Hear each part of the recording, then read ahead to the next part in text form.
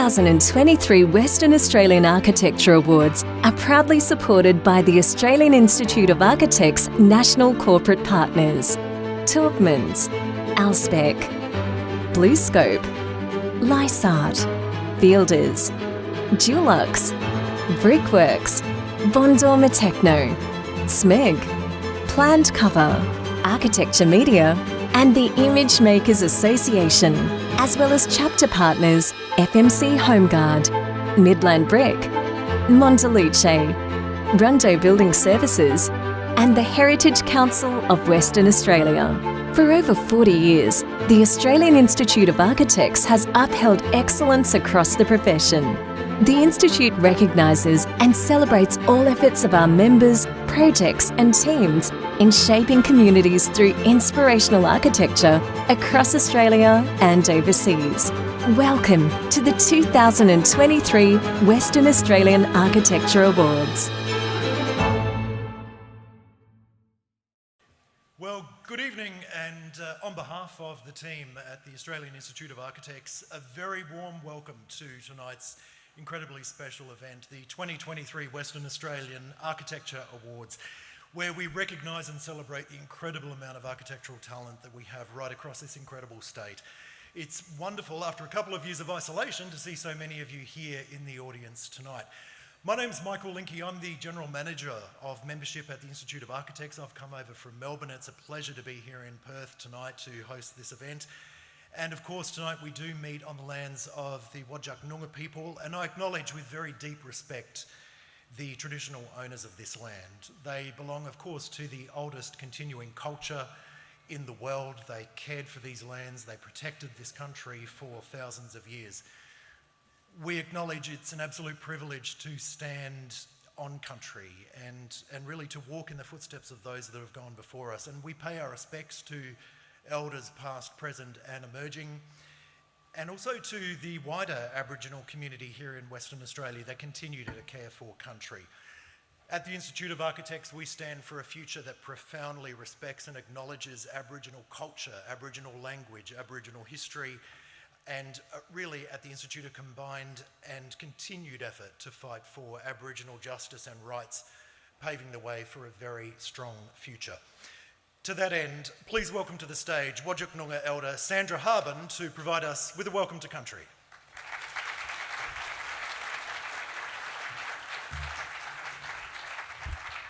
So kaya everyone. Kaya. Well, that was a wonderful introduction, wasn't it? And to hear, the acknowledgement and the sentiments expressed about caring for country. So he's actually talking about all my murt, all my murtang, all my family, all my ancestors. So thank you for that. So my name is Sandra Harbin and I'm a Whadjuk Noongar. And I think that I just want to reiterate that Australia's Aboriginal cultures are the oldest and continuous living cultures in the world. I think we should give a shout of praise. Wurra! And the Noongar Nation is the largest cultural bloc in Australia. Wurra, thank you. Always makes my court happy when I hear everyone call out in the first language of this land, the Noongar language. And I'm going to be sharing some of the Noongar language with you when I do my welcome. But first of all, I just want to tell you who my Murtang connections are, because it forms part of my identity as a Noongar. And it's from our Murtang, gives us our connection to our Budja, to our land, and it gives us our connection to our Kadajin, so to our knowledge. So the Budja, the Murt and the Kadajin are all like a trilogy, and you can't have one without the other. You can't talk about the Budja without talking about the people and the knowledge and so on. And so, yes, I am really proud that my ancestors did look after the country, look after culture, look after our language, look after our stories, and pass all of that karajan on to the following generations. And I guess as a Noongar, that's why I'm able to, share stories, share language, because I had a very strong family from the Bennell family, from the Maguire families. They're my close clan groups that I grew up with, all the elders and all of the families, and they were very, very strong in culture and taught us about respect and about country and about stories. I want to acknowledge my Noongar elders, past, present and emerging, and extend that respect to all Aboriginal elders from around the country. So if you're an Aboriginal person here, then I extend my respects on behalf of the Whadjuk Noongar people to your elders in your budja, in your land. And it's also really important to acknowledge the Bridias. Now I know, you all know what a Bridia is, don't you? I can see all your heads shaking, yes. Well, look, I've got to acknowledge the Bridias. And so for me as a Noongar, a Bridia is the boss. So say Bridia. Yeah, you'll probably go around tomorrow practicing Bridia, Bridia, Bridia, boss, boss, boss. So when I talk to my partner, I'm going to say, call me Bridia. So the Bridia here to the State Manager of the Australian Institute of Architects for Western Australia, Brett Wood-Gush. So a very, very special acknowledgement and respect to you as the Bridia here.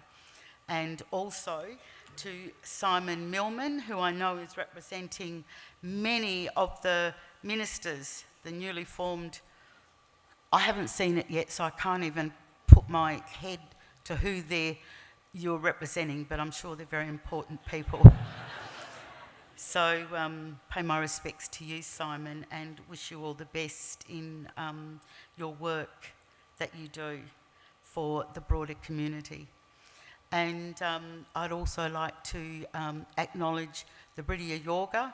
Now, I can't think of her surname, and I apologise, but to the Deputy Lord Mayor Sandy. So let's give a shout of wurla, shout of praise for all these people who are high achievers in our community. So, yes. Yes, so I'm going to do the welcome, and I'm going to probably take up a couple of more minutes because I feel compelled to share a little bit about the budja where we are nyinning here, Cadillac, so where we are sitting tonight. Is that okay, Brett? Because I just feel, when I walked in and looked at all the beautiful budja and saw some of the structures, it reminded me of why they're here and why they were built, and the impetus for a lot of the language around the stadium and the bridge, etc., comes from the Noongar stories. So I'd like to share. Does anyone know all of the cultural connection and stories to the structures around here?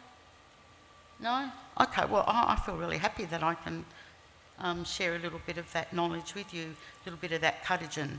So before I do that, I'm going to say Kaya and Wanju to Whadjuk Noongar budja. Ngan Kordis Jurpan de Bewangan would Nuna Kort Cadillac. Kura ngan mutang calling on the budja. They ninning and they ne and they karajan kura. That's why ngan kanda wangan ya Cadillac. Ngan me. So what I said was my heart is really happy to be here and welcome you all to Whadjuk country on behalf of the Whadjuk Noongar people. Like all of our Noongar ancestors, they all walked the land and they all sat and they listened to one another and they shared karajan. And we know that's what the Noongar, our ancestors did, because they needed to pass on the knowledge and the stories You know, they had to share Kadajin so that it could be handed down to the following generations. And you know, when you actually think about it, it's no different to what we all do and practice to this present day. We all sit, we all listen to one another, and we share knowledge. And so if you think about the work that you do as architects and as designers and so on, you know that's what you're doing. You know that you're doing it. And so it's the continuity, isn't it, of a practice since the knitting, since the beginning of time. And, you know, I want to congratulate all of the, everyone here this evening, in particular those who have been nominated and shortlisted. And it's a very, very exciting evening. And I want to just share with you that when I was part of the team, Penhale and Winter, we had to attend the meeting from online. So it wasn't as exciting as this. And so anyway, so we attended online. And as I said to Brett, from little things, big things grow. And so when Shane and Drew and myself set off on a little design project for the Fremantle Biennale, we did not realise the success that we would have. And last year we were the national award winners for small projects. Voila! And I think that, I don't know any other Noongar that's ever come up and said, well, Sandra, I've already done that before you. So I think I'm the first one that collaborated with some architects to successfully win the national award. And it just demonstrates that you as all architects, you know, can utilise your Aboriginal friends and work with them, collaborate with them, and design things that could put you on the national agenda. So Shane and I and Drew certainly did that, and we haven't stopped smiling since. So just wanted to get that little bit in. I'm going to ask you, I was asked to share that with you. So I think I've done that successfully. Yep. And if Shane and Drew, are you out there? Come on, put your hand up where you... Yay! There they are. There. My beautiful kuris, I call them now. And I've got them talking Noongar. So if you want to learn Noongar, get yourself a Noongar person to collaborate with. So when we ring up and say, kaya, kaya, when we say see you later, we say, Bridawan, and then say, hey, kura, hey mate, hey my friend, how you going? So I'm going to ask you all to join in now because I'm going to get you all speaking in the first language of this land. So I'm going to prompt you. So I'm going to speak in the Noongar language and then I'm going to get you to repeat. So Yarl Kul, Kwabra and Wurt Kul, Warawirn. Yeah, Wurt Kul, Warawirn. So Welcome to Country is about asking for protection and safety to our ancestors. And, you know, I truly, truly believe that our ancestors, the Noongar ancestors, they're everywhere. Their spirits are in the hills, the trees, the rocks are everywhere because that's our belief. And I know as a Noongar person and growing up in Noongar country, I've certainly listened to them and they've certainly guided me. And if you've had that experience, you know what I'm talking about. But that's what a Welcome to Country is to guide you and to keep you safe so you don't go on country where you shouldn't be. And I'll just share this little bit. A lot of Aboriginal people from around Australia were currently in Perth this week attending a large conference. And there were lots and lots of things from other parts of country that were sitting here on Noongar country. And I know one of our young Noongar men had lots and lots and lots of phone calls, and he's been absolutely flat out busy this week, and I witnessed it last night.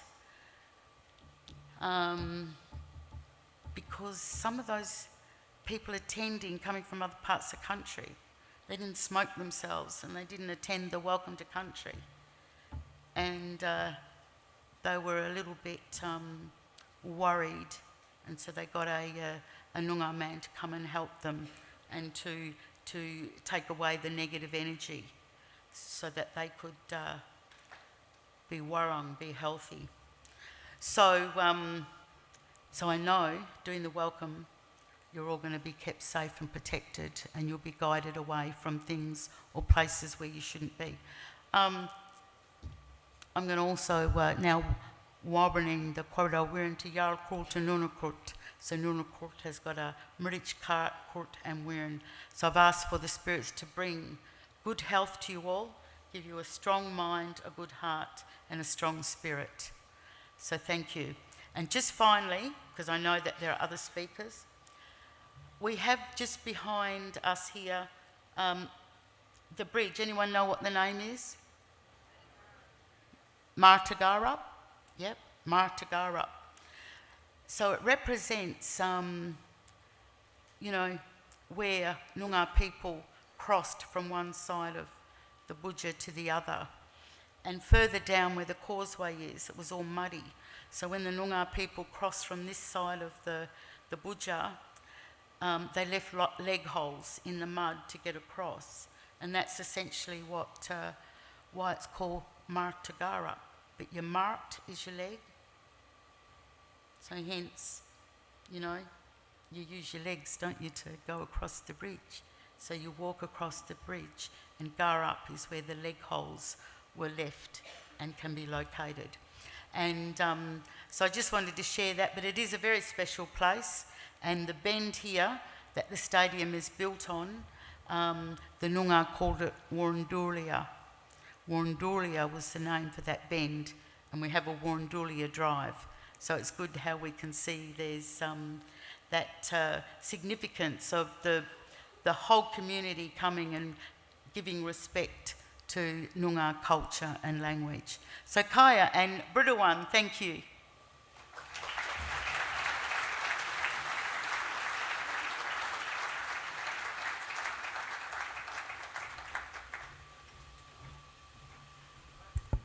Thank you very much, Sandra, for those lovely words. The funny thing is I travel a lot in my job, and last week I was fortunate to attend the ACT Architecture Awards, and everywhere I go I'm really impressed by the amount of care and love that our elders have for country. So thank you very much for those beautiful words. You talked about your heart being happy, and we're very happy. Our hearts are happy to have you with us here tonight. So thank you for your guidance and your blessings to us. We appreciate it so much. A couple of housekeeping things before I do forget. Despite appearances, smoking is not permitted in this room. This is a flame-free environment, folks, so if you do have to smoke, you do have to make your way outside past the Lamborghini event that's happening tonight. I was kicked out of there when I was trying to walk past. We weren't allowed to take photographs, but smoking outside, please. Toilets are out this door here, so as you came in, please exit that door and go to the right, and your bathrooms are in there. You have popcorn on your chairs. That's been very kindly provided by Adam Johnson-Kane at Fielders. He's personally cooked it all. And so we're going to watch a couple of videos a little later on. So if you want to save it to watch some videos, then please do so. But feel free to munch away. We're going to try and make this a fun event. Now, ladies and gentlemen, I have a very special guest to announce, to bring to the stage. She is our WA Chapter President, hopefully our future Perth Lord Mayor. Ladies and gentlemen, put your hands together for the wonderful Sandy Angie.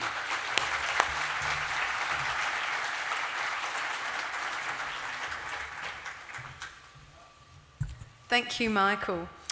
Well, tonight, to start off, I have the pleasure of providing a statement on reconciliation from the Institute.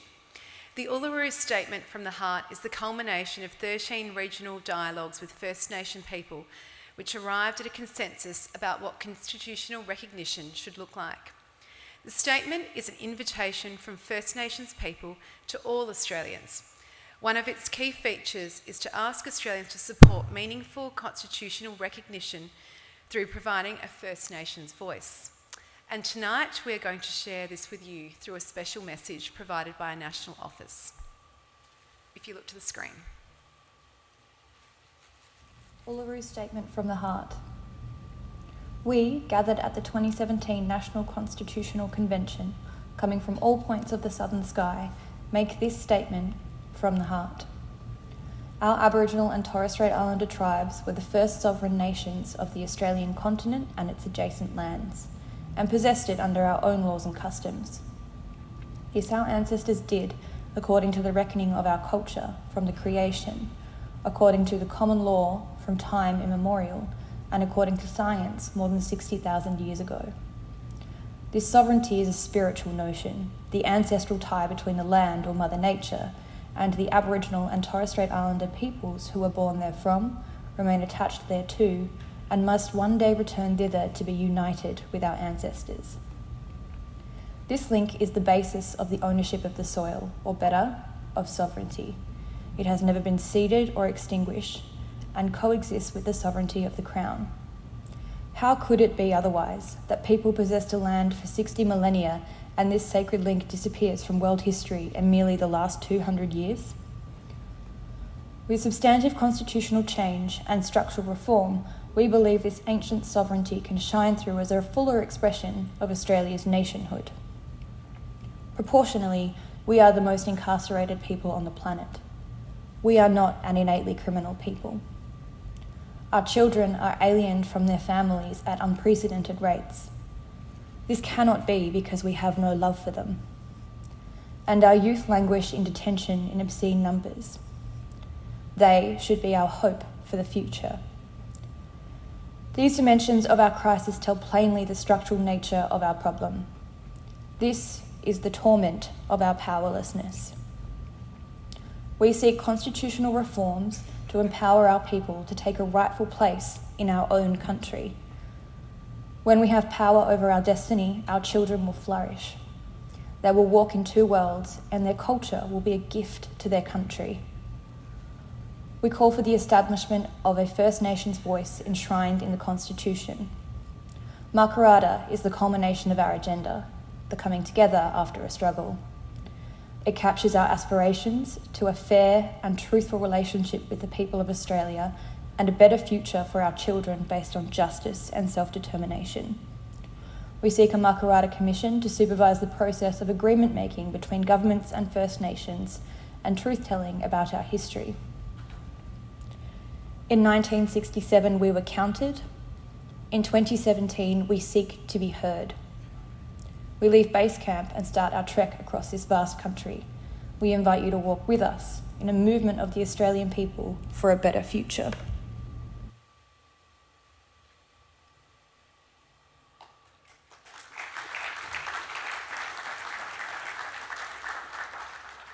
The Australian Institute of Architects as an organisation unequivocally supports the Uluru Statement from the Heart, and the Institute's National Council and National Board have also voted to support the yes vote in the upcoming referendum on constitutional recognition and the voice to Parliament.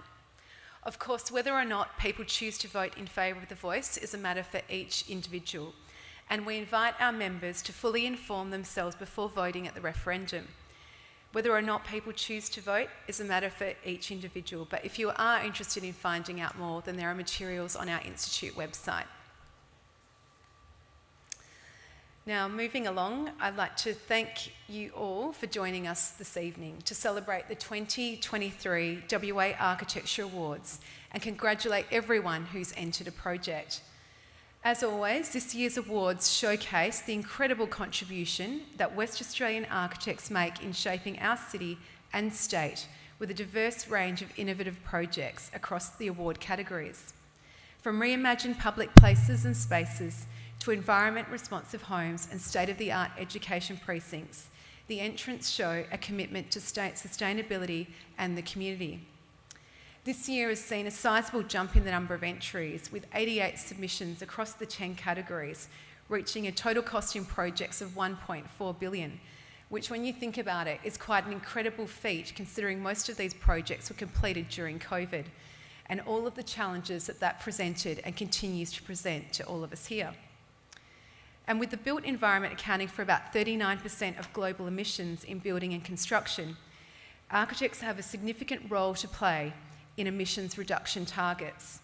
So it's an important move this year to judge sustainability across every single category. As we know, sustainable design is fundamental to design excellence.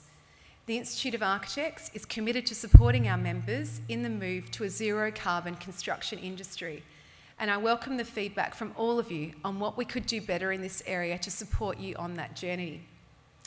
Finally, special thanks to our dedicated Chair of Juries, Chris Marr, and all of the jurors who have volunteered many hours and much commitment to put into judging this year.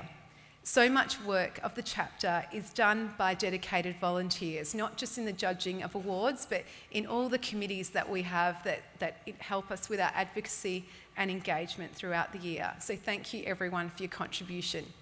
This year we also have another special guest, our new CEO, Cameron Broon, who's flown over here from the Eastern States to celebrate with us tonight, and of course our MC, Michael Linke, who's our GM of membership. So thank you everyone, and congratulations to everyone who was part of the WA Architecture Awards this year. All the projects are worthy of celebration for the contribution that they make to the people who occupy them and the communities in which they are located. Good luck everyone.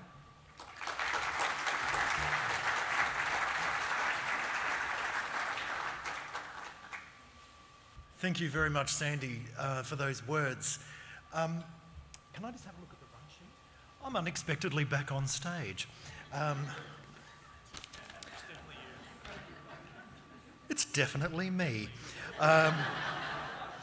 Okay. It is me. Apologies. I've got jet lag. I'm 2 hours in front of you all, I tell you. I do my best work between 9 and 5 Melbourne time. So I just want to say as well, look, tonight is an incredible amount of effort that is put into it. And of course, it's quite expensive. And we can't do this without the incredible support of our wonderful, wonderful sponsors, many of whom have sponsored the WA chapter for many, many years. And so, you know, we couldn't really do tonight without our sponsors, and they include Alspec, BlueScope, Brickworks, Dulux, Fielders, Midland Brick, Monteluce, FMC HomeGuard, Rondo Building Services, SMEG, Taubmans, Think eDesign, I can go on, Heritage Council of Western Australia. So that's just some of our incredible sponsors here, ladies and gentlemen, that have helped make tonight possible. So please put your hands together to thank our very generous sponsors.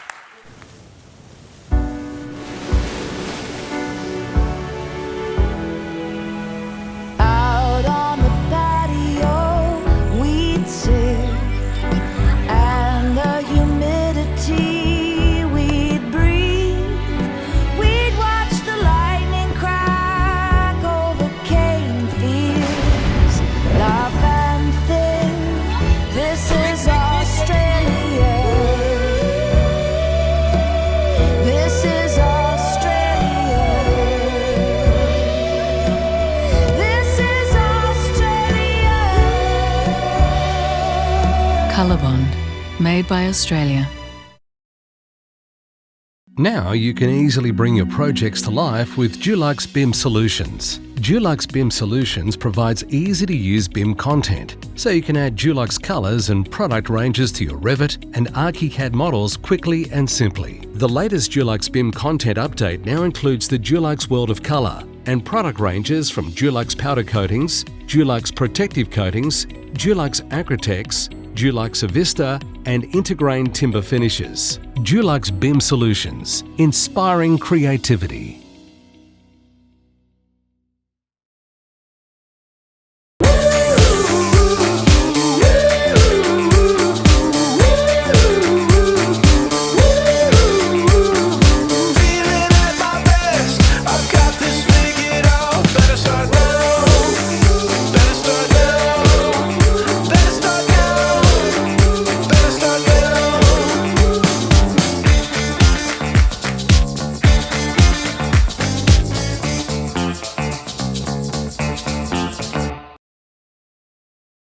An award-winning Tasmanian winery has rethought the Salador experience with the aid of a carbon-neutral brick. The material palette was selected to respond to the way that Lou and Joe make their wine, which they're all about being as natural and being as authentic as possible. When we were picking materials, we wanted that and a response to the Tasmanian context and a way to sort of ground a small building in the landscape. We were approached to see if we could help Dave and Barbara with their new home. It was an immediate yes. Being part of the community is stitched into Taubman's DNA, and we'll do what we can where we can to help. Dave and Barbara have fostered 400 children in the last 27 years, so we obviously needed a really robust product. We used Taubman's Endure, which is a water-based low VOC product that has been approved by the National Asthma Council of Australia's Sensitive Choice program.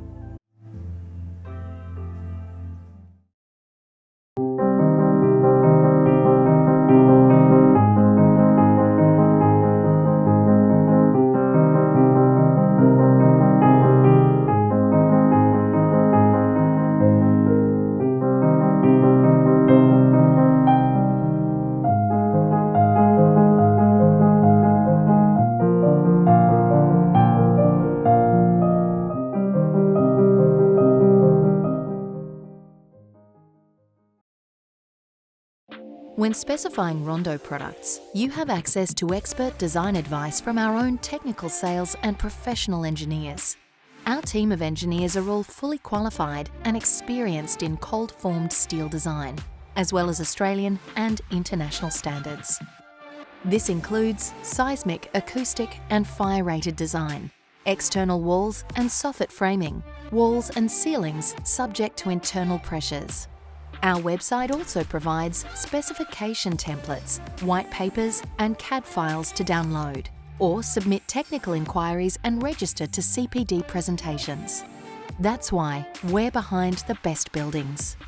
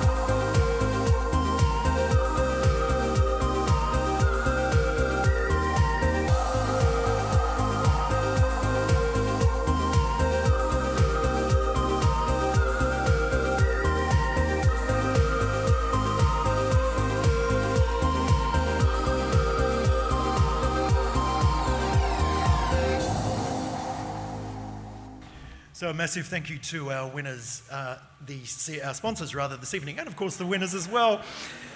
As a man, I can't multitask.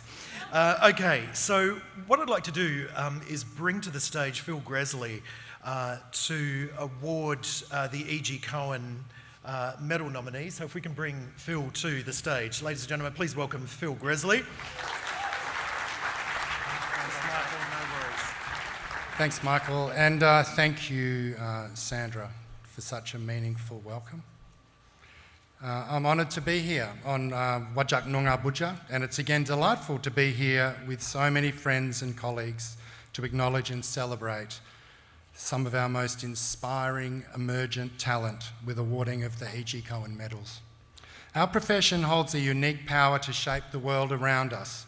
Beyond its obvious physical manifestations, architecture offers us additional dimensions to explore. We have the ability to uncover meanings and connections with people and cultures, to facilitate deeper understandings and to give back to the community in profound and lasting ways.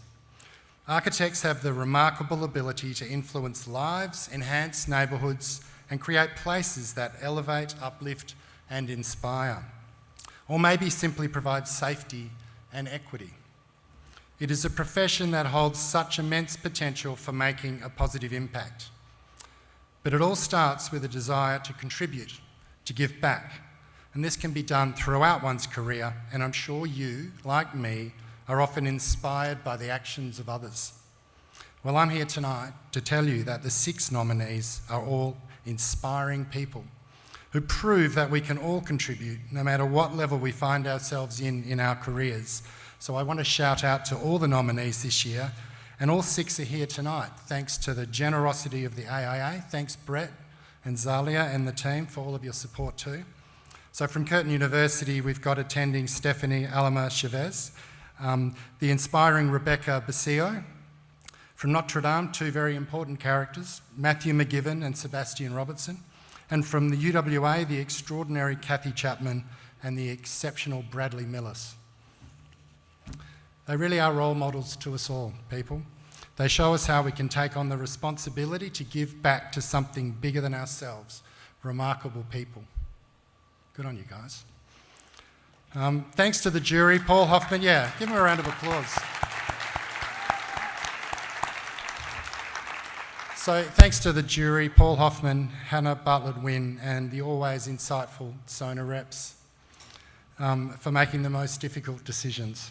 So I'm honoured to announce that after careful consideration, the 3 individuals to receive this year's E.G. Cohen medals are Stephanie Alama Chavez, Sebastian Robinson and Kathy Chapman. Please join me in congratulating our deserving winners. Well done. Please come up to the stage.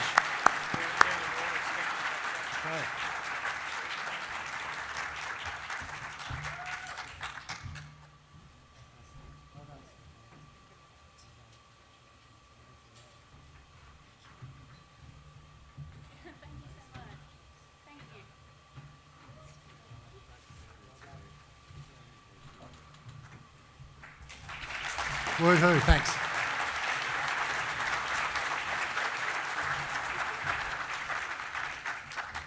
Thank you, Phil, and congratulations to our 3 very deserving winners. This then, ladies and gentlemen, brings us to the 2023 awards. Now, I'm going to tell you something. There are 3 levels that can be awarded in each category. We had an overwhelming 88 entries into our architecture awards this year. If we got everybody up on stage, it would take longer than the King's recent coronation.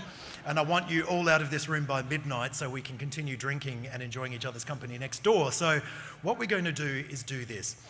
The first level of our award level is the commendation. That recognises work of an exceptional standard, okay?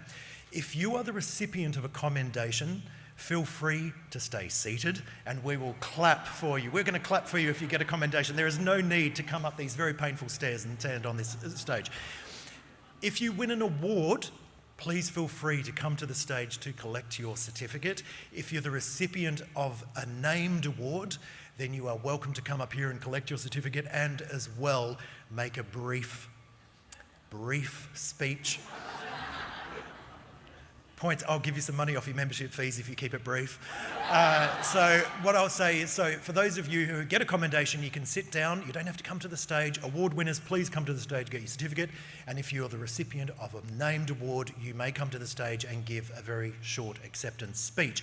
For those of you who are the recipient of a commendation, we're going to put your certificates next door in the after party room. So please do go through there afterwards and get your certificate. So, now that we have those rules very clearly in place, our first award tonight, ladies and gentlemen, is the WA Emerging Architect Prize. And what I'd like to do is welcome to the stage our wonderful chair of juries for this year, the incredible Chris Marr, who's going to present the prizes to our winners. Please welcome Chris Marr to the stage, everybody.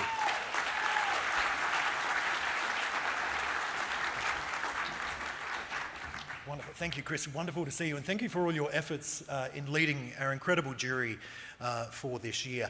I feel like a flight attendant. One more thing, as you come to the stage, we're going to ask you to come to this entry point. And please not up here for occupational health and safety reasons. I've been asked not to permit people to my right, but please do come up to this stage and take your award.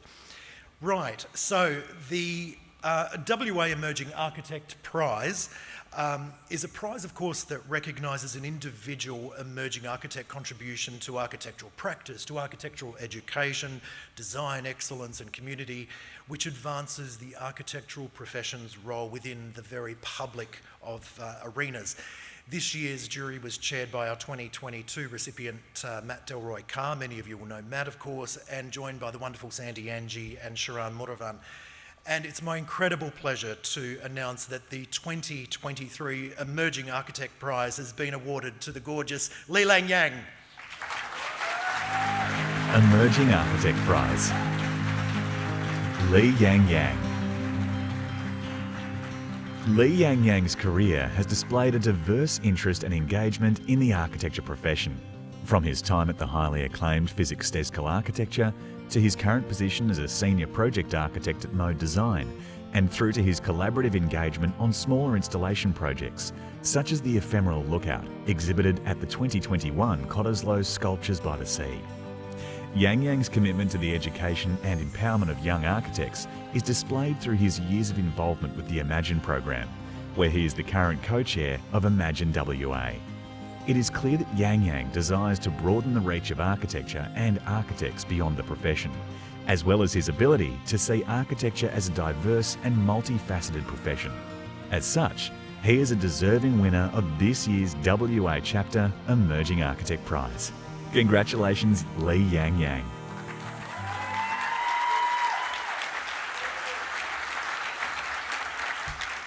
Thanks. Didn't prepare a speech, did not expect that. I don't think you mentioned that I have to make a speech.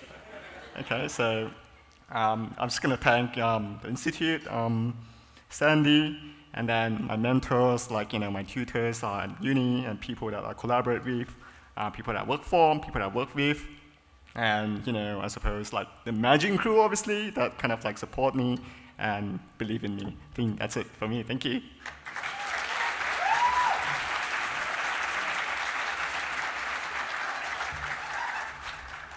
Congratulations, Li Yang Yang. It's so good to see him up here. Our first recipient of the award, and he's wearing a black roll neck. We could be in an architectural awards event. But a massive congratulations and a really sincere well done. Very deserving prize. We're very proud of you. So let's move on to the Brian Kidd Enabling Architecture Prize. And of course that promotes excellence in universally accessible and inclusive architectural and built environments. So please welcome to the stage Principal at Jacobs, the lovely Tony Neck, who's going to award this prize to the winners. While she's coming up, let's take a look at the nominees in this category. The Brian Kidd Enabling Architecture Prize. Emmanuel Christian Community School by Hartree and Associates Architects. Bula Catagen by Lyons with Silver Thomas Hanley, the Fulcrum Agency and Officer Woods Architects. St Patrick's Mount Lawley Works to Grounds and Rectory by Woburn. Carlup Ceramic Studio by Slavin Architects. And Swanview SHS Marley Katagini Centre by Mode Design. And the winner of the 2023 Brian Kidd Enabling Architecture Prize is Emmanuel Christian Community School by Hartree and Associates.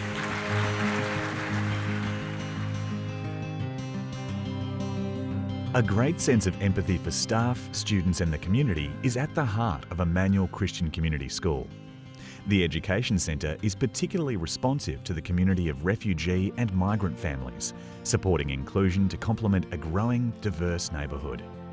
Providing learning spaces that can expand and physical breaks in the built form allowed for an improved connection to the landscape and playing fields, encouraging greater relationships between students and further reinforcing a sense of safe community. The benefits of the design approach are proven by the increase in student attendance numbers and frequency. Congratulations, Hartree and Associates Architects.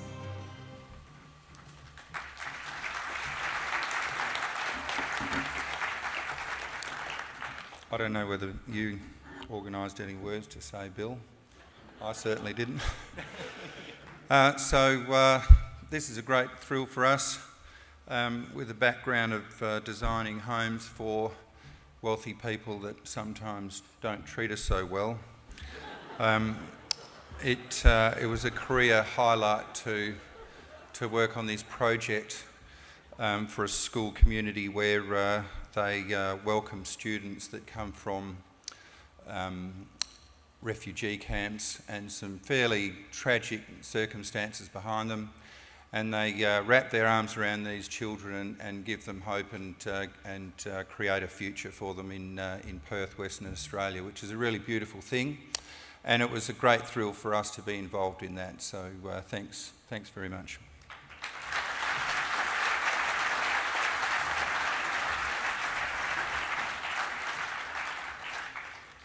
Thank you very much, Hartree. I would not probably put on your business card working for people that don't treat you well. I don't know, it might get you more business. We live to find out. But very sincere congratulations, Hartree. Well done. We now come to the Colorbond Award for Steel Architecture, and to present this, please welcome to the stage Ian Tho. He's BlueScope Specification Manager for WA. He's going to present the award to the winners. While he's coming up, let's take a look at who's in the running. Colorbond Award for Steel Architecture. Supported by BlueScope. Native Dog Cabin by Chindazi Architects. Franklin Park Development by Hodge Collard Preston Architects. Main Roads and Department of Transport Geraldton Office by TAG Architects. Sealylow Springs by Western Architecture Studio. And Weddy's Warehouse by Space Agency. So in this award category, ladies and gentlemen, we have one commendation, stay seated, and the named award, speech. A commendation has been awarded to Main Roads and Department of Transport Geraldton Office by TAG Architects. Well done.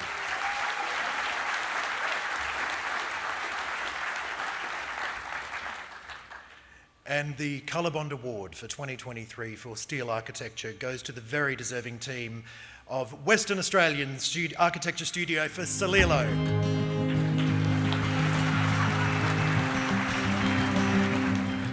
In Sealylow Springs, Western Architecture Studio has produced a beautiful, modest project on a compact, steeply sloping site. The Colorbond Steel Award jury commended the efficient and elegant roof structure and design, which minimised craneage and made site construction efficient by making use of a pop-up tent concept. The selection of roof material responded to the contextural vernacular, and the shimmering fascia reflects light and water bodies of the landscape. The choice of a Lucabond for the ceilings has benefited thermal qualities, while also capturing the dappled reflection of the ponded spring throughout the day. Sealylow Springs is a beautiful compilation of West Australian steel applications. Congratulations, Western Architecture Studio.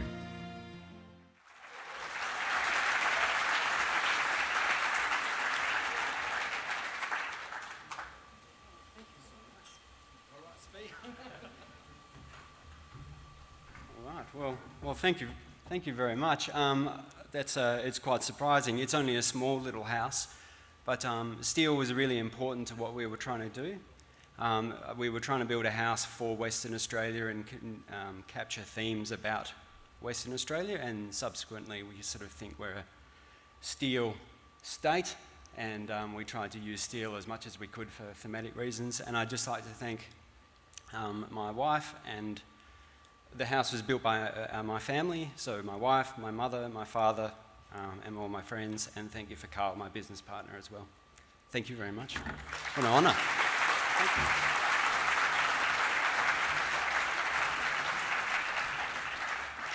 Congratulations, Western Architecture Studio, for that beautiful project.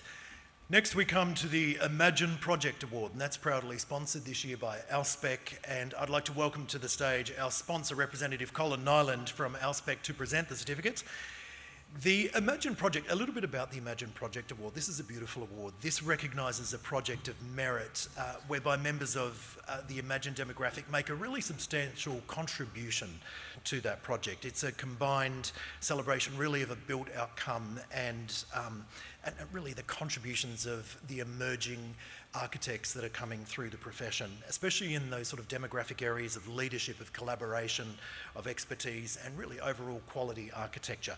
So let's take a look together at the 5 shortlisted nominees in this category. Imagine Project Award. Supported by Alspec.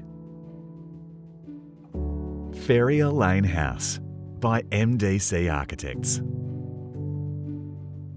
Isvor House by Michael Cardinali Architect. Hyde Park House by Robson Architects. The Claremont Hotel by Roth Lohmann, previously Fratelli. And Carla Catajan Bushfire Centre of Excellence by Site Architecture Studio. The winner of the 2023 Imagine Project Award this year is the Claremont Hotel by Roth Lohmann.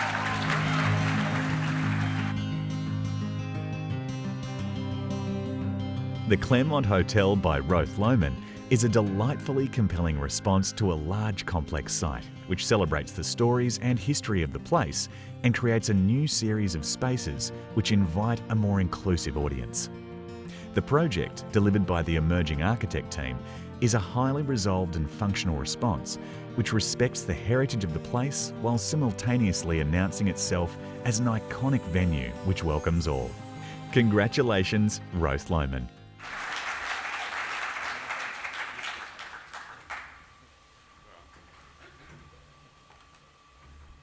Wow, amazing honour, and obviously part of a team who put this crazy project together in a really short time frame. Nick and Sharon, who unfortunately aren't here tonight, but obviously Mark and Kylie and Lou, who were all huge parts of this project. So thanks so much, amazing, stoked, and yeah, great.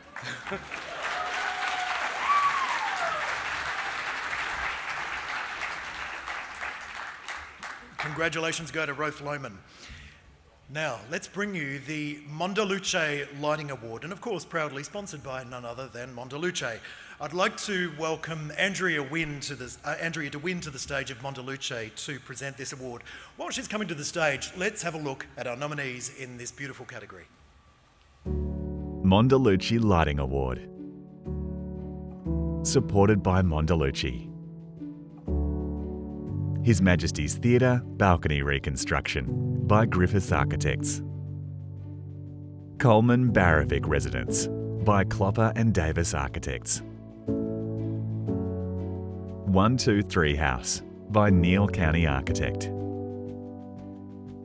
Central Park End of Trip Centre Park by Woods Bagot. And Republic of Fremantle by Space Agency. In this category we have 2 commendations and the named award. Commendations, first of all, go to His Majesty's Theatre Balcony Reconstruction by Griffiths Architects.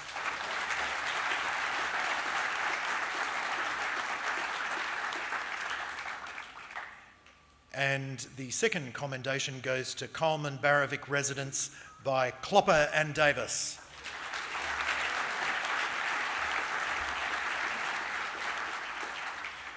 That brings us to the named award in this category. The winner of the 2023 Mondaluce Lighting Award is Republic of Fremantle by Space Agency.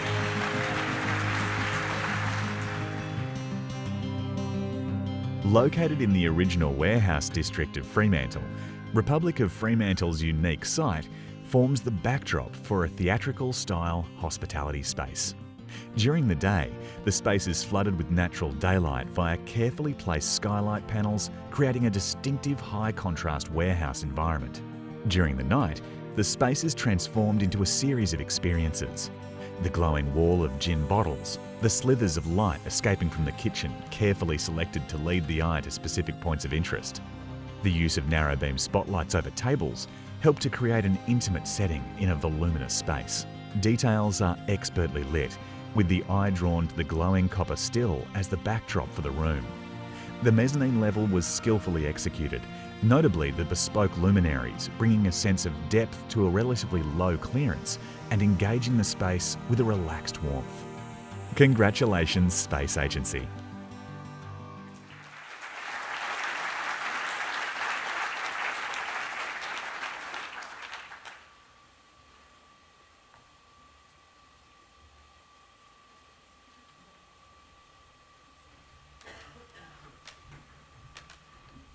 Thank you so much. That's such an unexpected pleasure.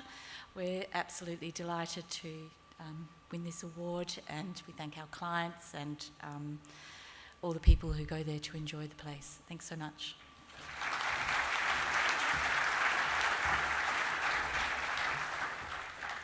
Congratulations to Space Agency, and thank you, Andrea, for presenting those awards.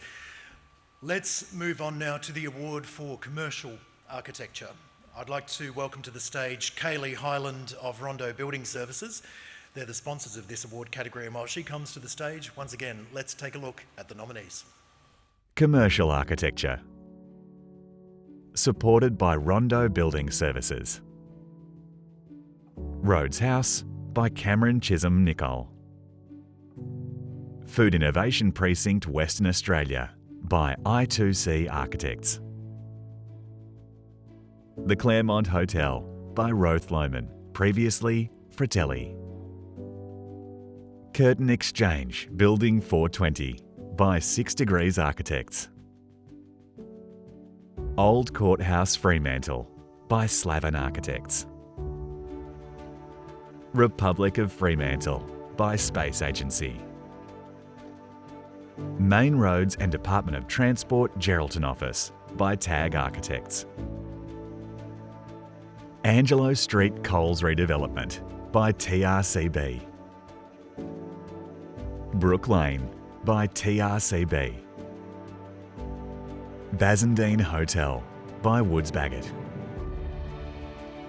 And Shirley Strickland Sport and Community Pavilion by Donovan Payne Architects. In this category, we have 2 commendations, 1 award and the ultimate pinnacle, the named award in this category. Our commendations, first of all, go to the Claremont Hotel by Roth Lohman.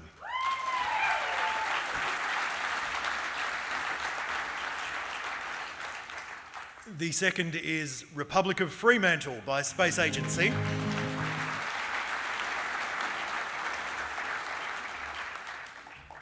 Now, to come to the stage to get the award for commercial architecture, Brook Lane by TRCB.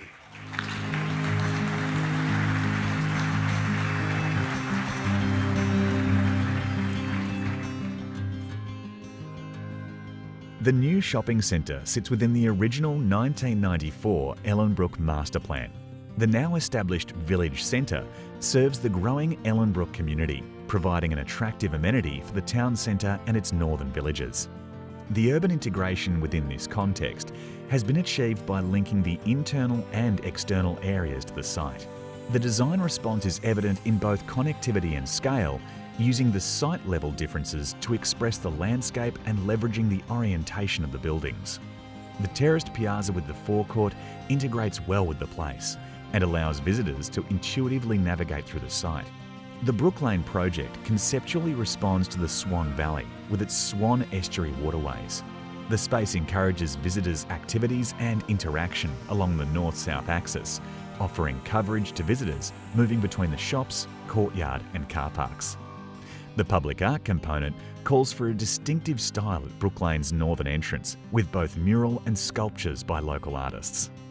Congratulations, TRCB.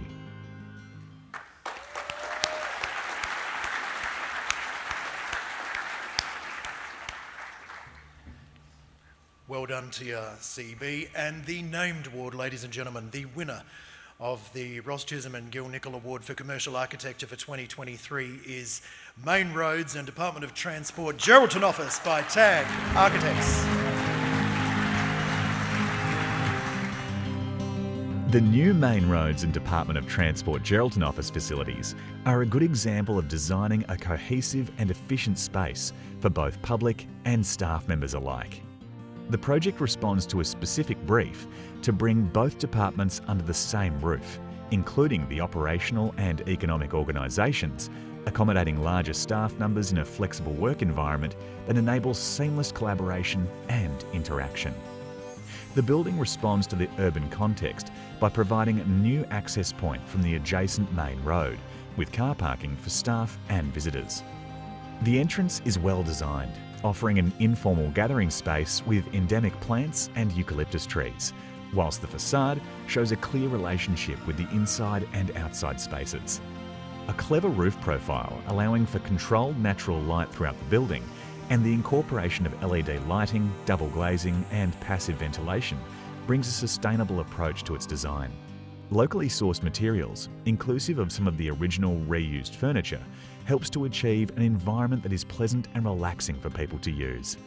Congratulations, TAG Architects.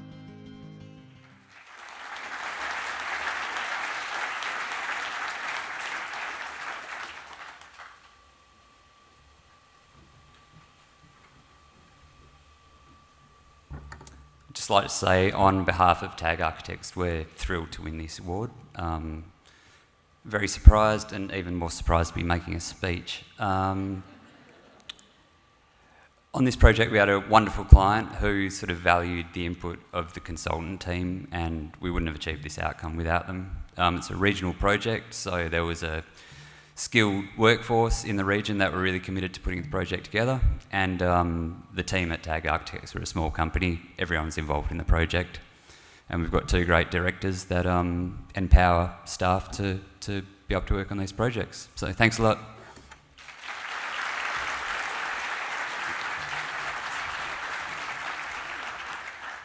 Congratulations, TAG, and we move now to the category of the Heritage Awards, and to present this I'd like to welcome to the stage Lloyd Clark. Lloyd is the Deputy Chair of the Heritage Council of Western Australia to present these, and while Lloyd is coming to the stage, please have a look at the nominees. Heritage Architecture, supported by Heritage Council of Western Australia. His Majesty's Theatre Balcony Reconstruction by Griffiths Architects. Ruin Bar by Clopper and Davis Architects. Old Courthouse Fremantle by Slavin Architects. And St Patrick's Mount Lawley Works to Grounds and Rectory by Woburn. In this category we have one commendation and two winners. A commendation first of all goes to Ruin Bar by Clopper and Davis.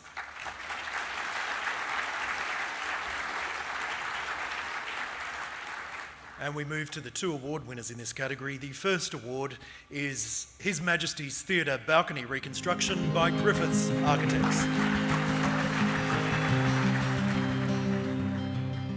The reinstatement of the balconies at the historic His Majesty's Theatre in Perth's King Street precinct has wonderfully transformed the facade of this historic theatre and hotel, which was built during the Gold Rush period. The original design intent has been restored, reversing the decision to remove the balconies more than 70 years ago.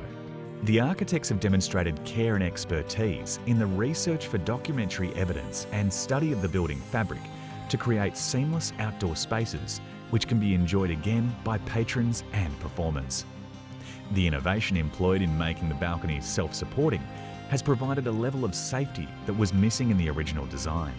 In addition, the experimental use of contemporary materials for traditional detailing has made it possible to conceal services for the activation of these external spaces, which overflow from the newly refurbished bar area into the interior. Congratulations, Griffiths Architects.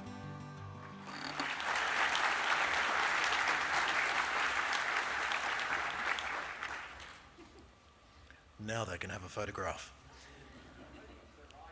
Oh, it's the lighting. I just thought we had the world's slowest photographer, people. No, it's because of the lighting. Right, okay, that makes it all much better. Well done. The second winner in this category, ladies and gentlemen, goes to the Old Courthouse Fremantle by Slaven Architects.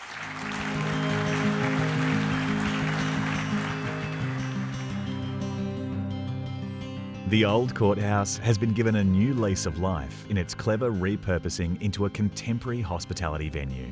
The transformation of the derelict, disused building is a sustainable outcome which has allowed it to continue to contribute to Fremantle's historic precinct.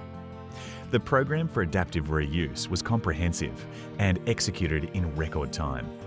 The heritage building remains minimally impacted by the adjacent new pavilion as the changes are reversible. The celebration of an archaeological find is manifest in its prominent display in the entry foyer, and the original magistrate's bench and dock carefully restored and respectfully retained. The architect's skill is evident in the exemplary detailing between the new pavilion and heritage building, the design of new bar furniture, and the new logo design for signage. Glimpses of the people who once walked through its doors are depicted in informational interpretive displays throughout, and contribute to the successful recycling of this heritage building. Congratulations, Slaven Architects.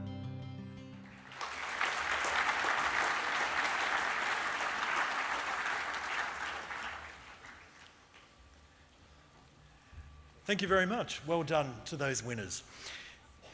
The next category is the Enduring Architecture Award. And of course, this award celebrates buildings across Western Australia. They have to be at least 25 years of age.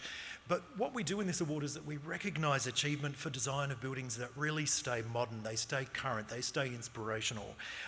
The buildings that are of extremely high and outstanding merit, which remain very much important as today as they were when they were first built, as really high quality works of architecture. So to say a few words and to present the award for the Enduring Architecture category this evening, ladies and gentlemen, please welcome to the stage the Principal Associate to the Government Architect of Western Australia, Chris Meltham.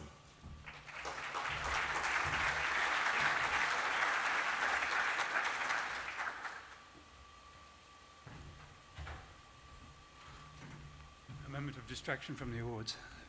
Thank you very much, Michael. Thank you also to Elder Sandra Harben for your very warm welcome to country tonight, and I'm very proud to say that I was born on Whadjuk Noongar Boodja, as were my parents, my grandparents, and my children, now adults.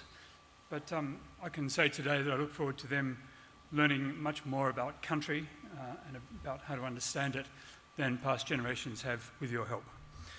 To the CEO of the Institute of Architects, Cameron Brun, WA President, Sandy Angie, elected officials, and I'm not sure of the names of those here tonight, so apologies for that.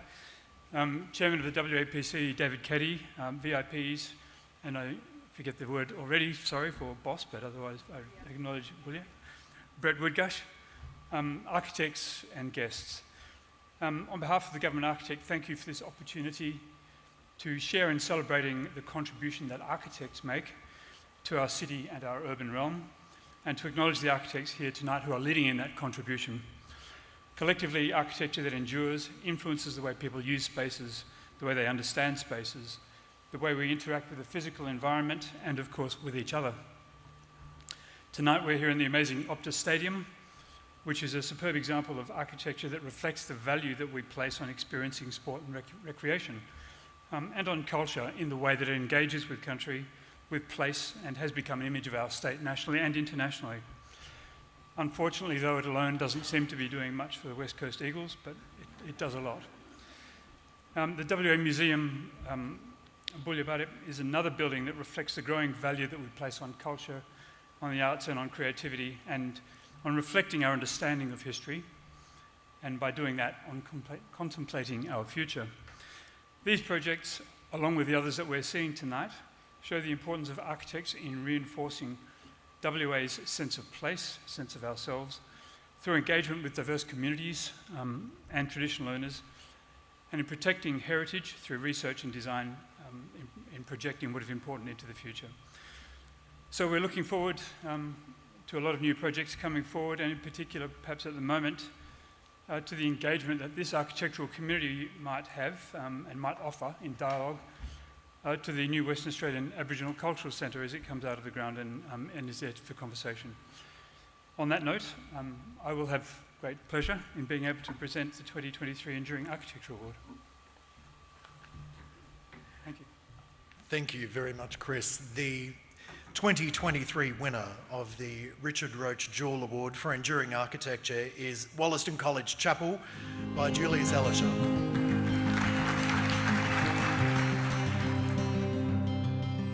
The Wollaston College Chapel, designed by the Hungarian-born Perth architect Julius Elisha, is a preeminent example of enduring architecture. Of outstanding merit, this building continues to meet its original brief, and due to its meticulous detailing, it appears as fresh today as the day it was opened in 1965. Influenced by Le Corbusier, the stark white interior of the chapel is punctuated by deep-set windows of different coloured glass. Its design was a bold departure from traditional church buildings and reflects the revolutionary spirit of the 1960s. The architect's vision was of a tent of meeting. There is no set space for the altar or any furniture to enable it to be configured in multiple ways. The concave ceiling appears to float above the building, owing to clear glass panels between the tops of the thick concrete walls and the roof itself. Light flickers through the coloured glass and through the clerestory, suggesting the movement of light through canvas walls and under a canvas roof. The Wollaston College Chapel is a worthy recipient of the 2023 Richard Roach Jewell Award for Enduring Architecture.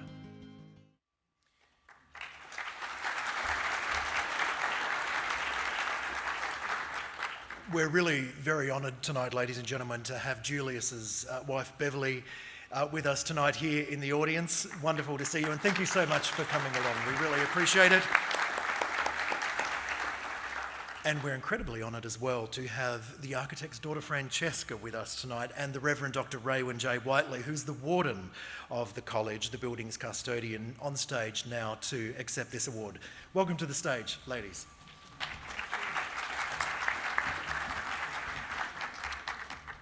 Hello, everybody. Endurance, or the ability to maintain relevance over time, is the cornerstone of sustainable architecture. For this reason, it gives us great pride to accept the honour on behalf of our Father, who art in heaven. And I would also like to acknowledge Beverly, who without which and whom this would not be possible. Thank you, Mum. Thank you, everybody.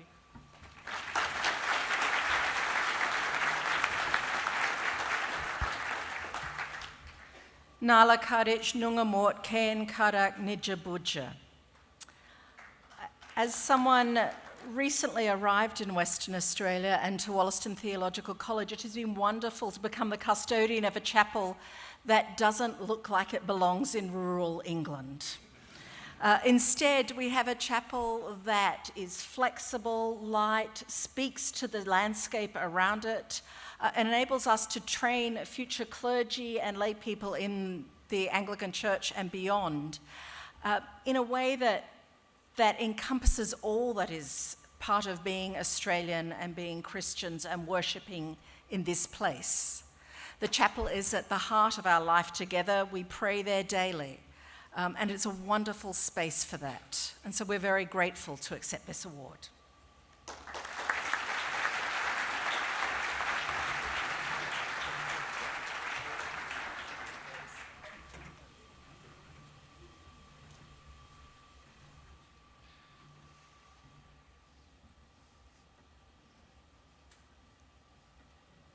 Please put your hands together again for Francesca and the Reverend.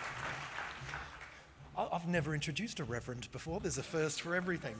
Thank you so much, and God bless. Okay. We now move, as an extra hove as I can say that, we now move to the category of public architecture, ladies and gentlemen. Please welcome the bottler of our water and the cooker of our popcorn, Adam Johnson-Kane from Fielders, to present the certificates in this category. Let's take a look at the category nominees. Public Architecture. Supported by Fielders. Grace Chapel by DWA Architects. Airport Central Station Perth by GHD Woodhead and Weston Williamson and Partners.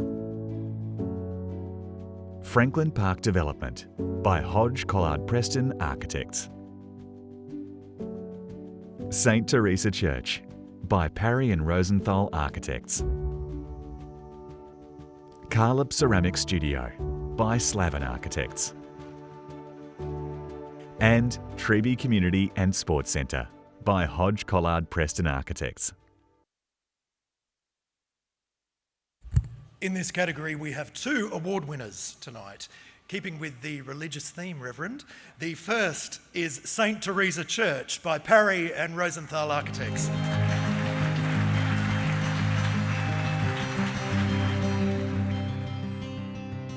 The project is a succinct and refined response to the conceptual framework and program, reinforced by a restrained and considered material palette. The execution of the simple material palette and refined detailing illustrates a dedication to craft that is to be commended. The project is full of moments of delight.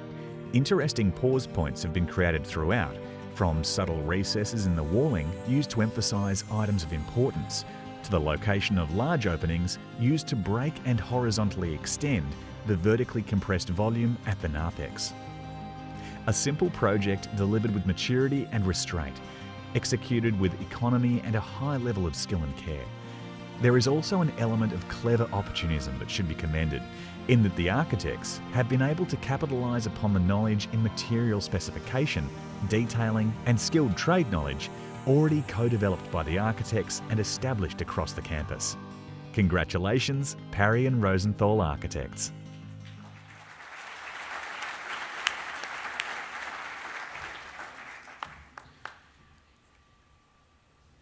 Well done to Parry and Rosenthal. And from Church, we have our second winner. We go to the airport. Airport Central Station, Perth by GHD Woodhead with Weston Williamson and Partners.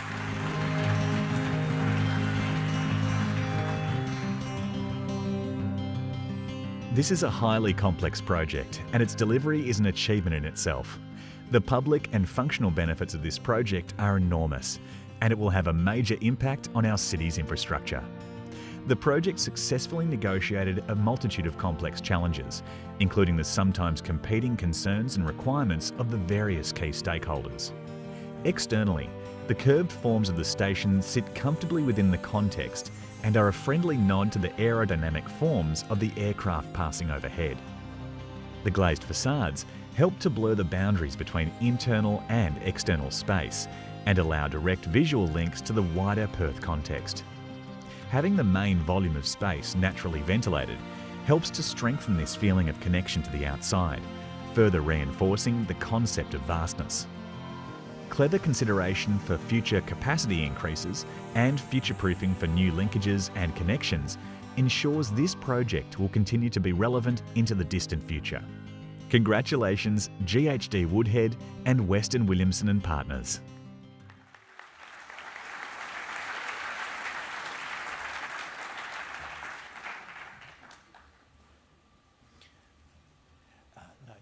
Not today.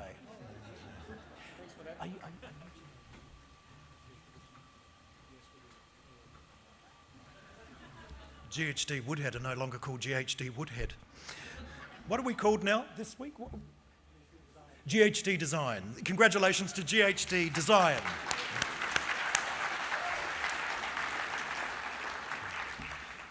I think they only changed their name yesterday. I think I saw it, so forgive us for our videos that we presented and created a couple of weeks ago. I've got a letter of complaint now from the chairman at GHD Design. Okay, what we're going to do now is we're almost there, folks. So I'm going to welcome back to the stage our wonderful WA chapter president, Sandy Angie, please, to present the next few awards. The next category is educational architecture, which has been sponsored by our friends at FMC HomeGuard, who sadly send their apologies tonight and can't be here. But let's take a look at the nominees in the educational architecture category. Educational architecture. Supported by FMC HomeGuard. Emmanuel Christian Community School by Hartree and Associates Architects. Food Innovation Precinct, Western Australia by I2C Architects. Bulla Catagen by Lyons with Silver Thomas Hanley, the Fulcrum Agency and Officer Woods Architects. Swanview SHS Marley Catageny Centre by Mo Design. Carla Catagen Bushfire Centre of Excellence by Site Architecture Studio. Our Lady of Mercy College Xavier Reid Gymnasium by TRCB. School of Design and the Built Environment Curtin University by Wardle. And Wanneroo Secondary College Performing Arts Centre by DWA Architects. In this category, we have 1 commendation, 2 award winners, and the ultimate named award recipient. A commendation, first of all, goes to Carla Catagen Bushfire Centre of Excellence by Site Architecture Studio.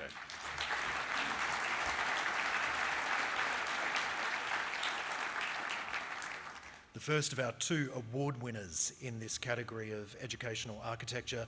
The first, Bulla Catagen by Lyons with Silver Thomas Hanley, the Fulcrum Agency, Officer Woods Architects.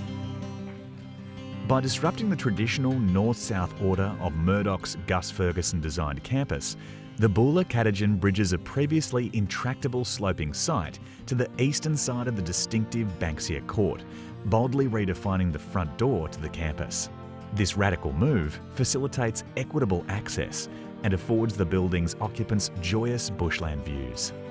The built form of a university should reflect its values, and Bulla Catagen demonstrates a commitment to innovation, sustainability, and the creation of a more equitable and resilient campus. The service's design includes an underfloor air distribution system that allows the uncluttered celebration of the timber structure. Setting new standards for sustainability, designed to achieve a 6-star Green Star rating, the project has courageously pushed boundaries and is a pioneering project that will positively shape the future of Western Australia's built environment. Congratulations Lyons with Silver Thomas Hanley, the Fulcrum Agency and Officer Woods Architects.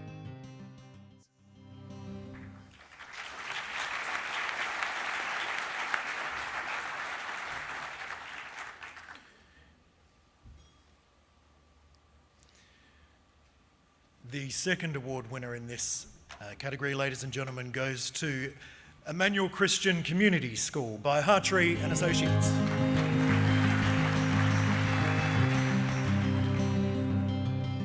Emmanuel Christian College stands out as having set a high standard of architecture, elevated well above typical small educational projects where budgets are often limited, with a very pragmatic approach taken to maximise the floor area required. Approaching their task in an ageing school with a number of generations of ad hoc buildings and additions, they developed a master plan to inform and guide the design of their new building. This has directed not only the approach of their building, but established a pattern to assist the school community to grow their school in a strategic and purposeful manner into the future. Working within this master plan, the architects achieved a noteworthy outcome, putting cost-effective materials and finishes to work in a thoughtful manner to articulate underlying principles of identity and connection. These principles are skillfully expressed with the arrangement of forms on site to provide a connection and interface to the adjoining public park, through to the abstraction of traditional textile patterns and colours to create screening and cladding.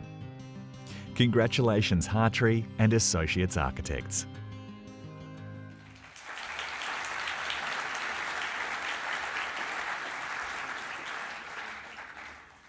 That then brings us on to the 2023 named award winner of the Hilson Beasley Award for Educational Architecture. This year's winner, the incredibly well-deserving School of Design and the Built Environment at Curtin University by the team at Wardle.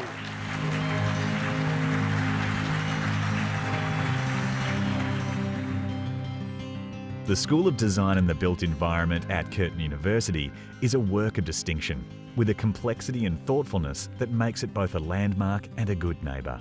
In a precinct that is distinctly more urban than the existing campus, the building still manages to make strong connections to nature. Carefully curated distant views through the neighbouring buildings and a courtyard composition bring landscape up to and onto the building. The interior is inviting and warm, with soft, earthy hues that evoke a sense of nurturing calm. Exposed surfaces are coordinated with precision and artworks are skillfully interwoven. The zinc facade veil effectively provides passive solar shading, but its beauty is in its precise articulated folds. Of note is the southwestern corner, where the veil gently opens, making a welcoming gesture to the passerby and inviting a glimpse of the learning within. An exemplar in sustainable design, achieving a 6-star Green Star design and as-built V1.2 rating, the building is a testament to the skill of its creators. Congratulations, Wardle.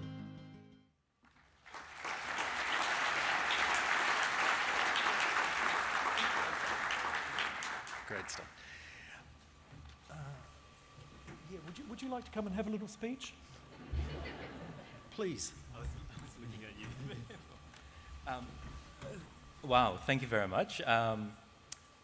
Very grateful for the recognition, and it is important for us to remind ourselves we had a tragic accident on the site, and it reminds me that it is important that what we do every day is key to the success of a project. So, but with it, the success includes so many people on the project, from Curtin University, the School of Design and Built Environment, faculty, consultants, lend-lease, sub-consultants, contractors. So many people have had their thumbprint on the project. So thank you, everyone, and thank you for the recognition.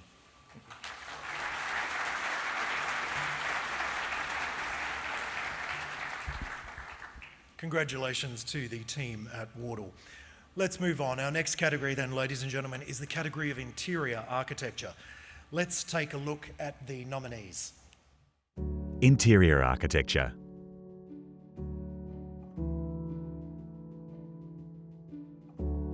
Split on Angelo by Architects & Co. Rhodes House by Cameron Chisholm Nicol. Apartment 408 Eden Floriat by Hillam Architects. Forest Hall by KHA, Kerry Hill Architects. Ruin Bar by Klopper and Davis Architects. Bulla Catagen by Lyons with Silver Thomas Hanley, the Fulcrum Agency and Officer Woods Architects. Mini-Res HQ by Milieu Creative. Dandelion by MJA Studio. 123 House by Neil County Architect. Department of Primary Industries and Regional Development Headquarters by Parry and Rosenthal Architects. QV1 Lobby by Plus Architecture. The Claremont Hotel by Roth Lohman, previously Fratelli. School of Design and the Built Environment, Curtin University by Wardle. Bassendean Hotel by Woods Bagot. BDO Perth by Woods Bagot. Central Park End of Trip by Woods Bagot. And Wheaties Warehouse by Space Agency. That is a lot of nominees in this category. We have 78 commendations. No, we don't have. We have 3 commendations, ladies and gentlemen, and 3 award winners in this category. So the first commendation goes to Central Park End of Trip by Woods Bagot.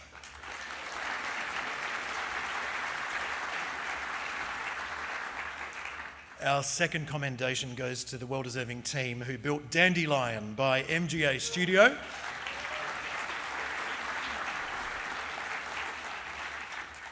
Our third commendation goes to Department of Primary Industries and Regional Development Headquarters by Parry and Rosenthal.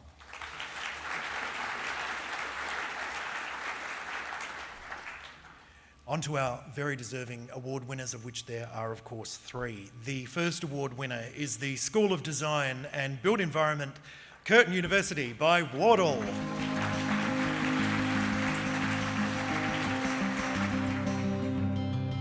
the School of Design and the Built Environment building mirrors the precinct in which it is located, Exchange. Designed as a living laboratory and teaching tool, the 5-storey building is home to students, professional and academic staff, industry partners and commercial tenants. The building is conceived as an activity map of thinking, making and showing, putting learning on display around a central quarry-faced atrium that creates strong visual, physical and audible connections between levels. Achieving a 6-star Green Star rating, excellent indoor air environment, independent power generation and passive solar design, and a visual connection to landscape from every level, the building is an exemplar in sustainable design and a vibrant new home for the School of Design and the Built Environment. Congratulations, Wardle.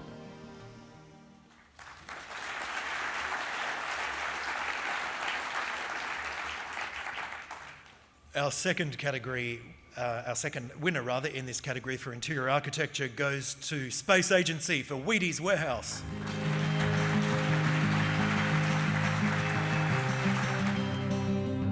Situated within the heritage-listed former Weet-Bix factory in North Fremantle, Space Agency was tasked with combining 3 existing standalone apartments into a unique family home.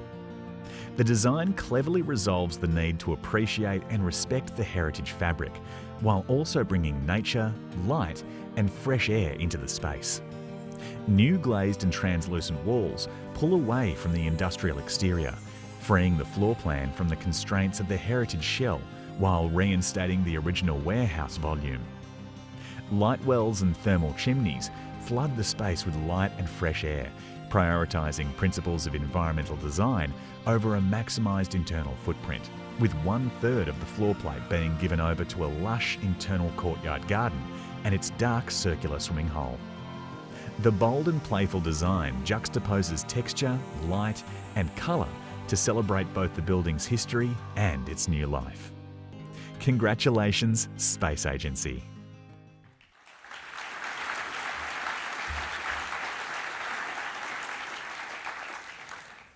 And our final award winner in this category of interior architecture goes to Bassendean Hotel by Woods Bagot.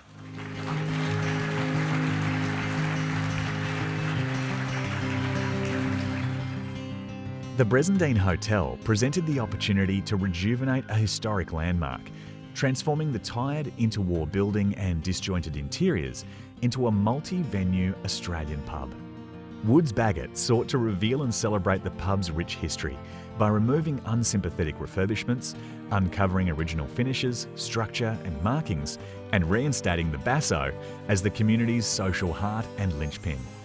The local memory and fondness for the Basso saw the community extensively involved in the redevelopment.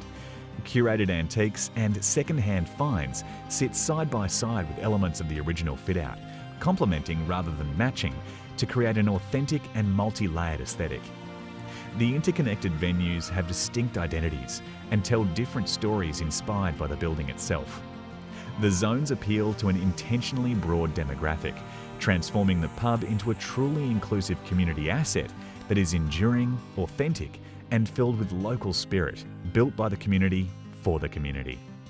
Congratulations, Woods Bagot.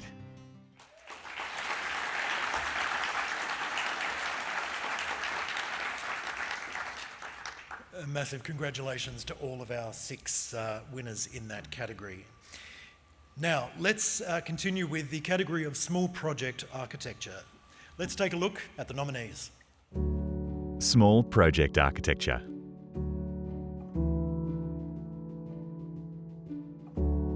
Rottnest Bakery Shelters by Hartree and Associates Architects. Ephemeral Lookout by Li Yang Yang in collaboration with Nguyen Thanh Kim. AGWA Foyer and Design Store by Nick Brunson. Postal Hall by Trower Falvo Architects. And The Ice Pick by March Architects. In this category, we have 1 commendation, 1 award and 1 named award. The commendation has gone to Roddy Bakery Shelters by Hartree and Associates.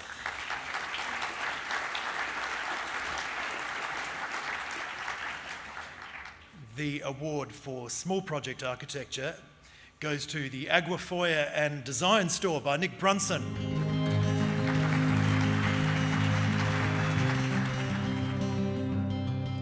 The Western Australian Art Gallery, AGWA, has evolved over the decades through successive expansion projects that have constrained the visitor experience and reduced the legibility of the gallery for patrons entering the space. The recent renovation of the AGWA Foyer and Design Store was a critical project that aimed to address these issues. Nick Brunson Architects were tasked with creating a welcoming and accessible space that would set the tone for the rest of the gallery. The architects approached the project with a design philosophy of restraint. They wanted to create a space that was both respectful of the existing building fabric and did not compete with the art on display. The result is a beautifully crafted space that is both functional and elegant. The architects have used a clever system of modular pediments to create a flexible and adaptable space that can be used for a variety of purposes, including exhibitions, events, and retail. The AGWA Foyer and Design Store is a triumph of restrained design. It is a space that is both functional and elegant, and it sets a new standard for visitor experiences at art galleries. Congratulations, Nick Brunson Architects.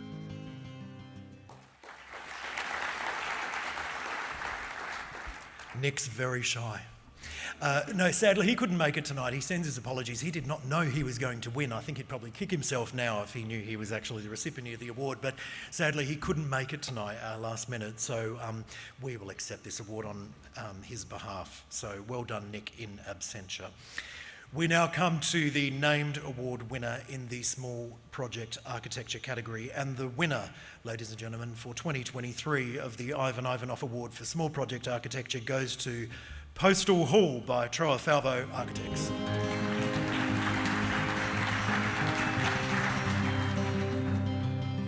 Located within the vast volume of the State Building's Postal Hall, the architects have crafted an installation that holds its own, creating space and encouraging patrons to inhabit, linger, and enjoy the hall.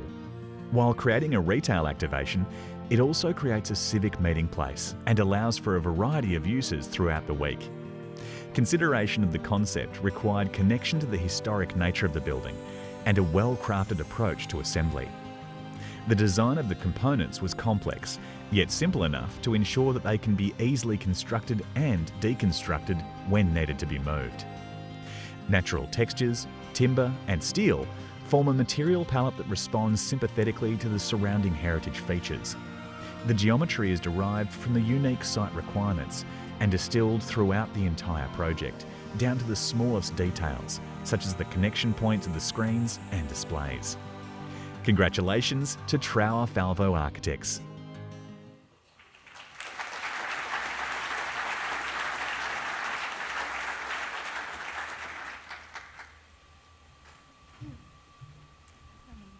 Wow, what an incredible honour.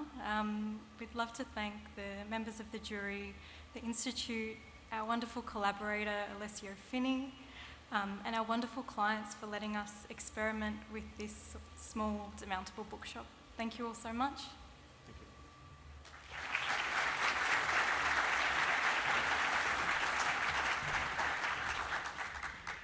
Congratulations, team at Trafalvo. Now to the residential architecture, houses, alterations and additions category. And to present this, I'd like to welcome to the stage Professor Cameron Broon, the new Chief Executive Officer at the Institute and my boss, to come to the stage and present this award. While Cameron is making his way to the stage, ladies and gentlemen, please, let's have a look at the nominees. Residential architecture, houses, alterations and additions. Curtin Residence by Cast Studio.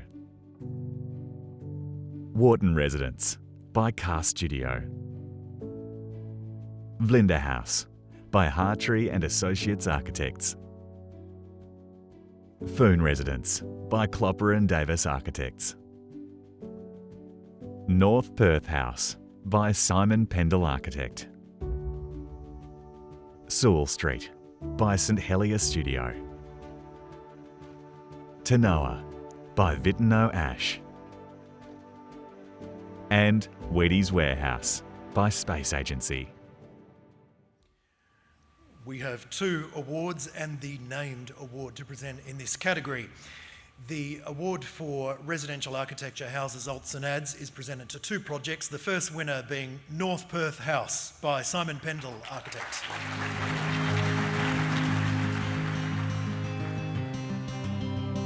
Through a combination of carefully curated materials, textures, colours and tones, the catching of light and casting of shadows, this alteration and addition home from Simon Pendle Architects is expressive, bold and nuanced.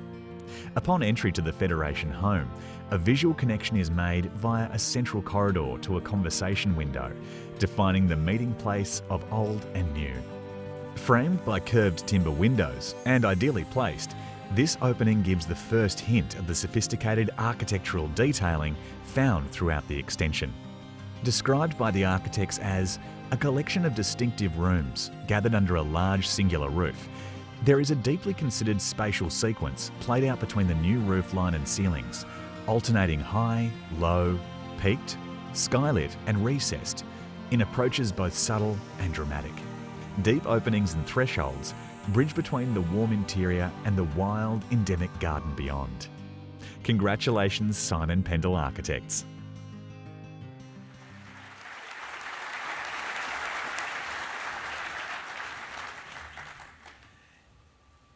Congratulations, Simon. And the second award for houses, alts and ads. Very popular tonight. Wheaties Warehouse, Space Agency.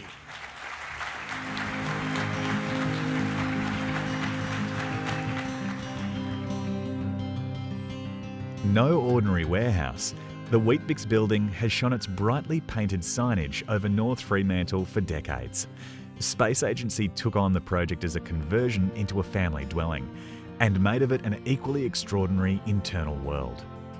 The design makes full use of the warehouse's height, assembling 3 layers of rooms, a leafy courtyard and a lofty double-volume living space. The detailing across the project is elegant and precise, striking a balance between the rawness of the warehouse's heritage and an elevated refinement. The project is structurally striking, largely suspending from existing beam systems, with new elements rarely touching ground or skin. Voids and offsets bring light and air to each room, with a plunge pool, a nested study, plush bathrooms, and bedrooms enveloping the original gantry. The project joyfully and adventurously embraces the unique nature of its setting. Congratulations, Space Agency.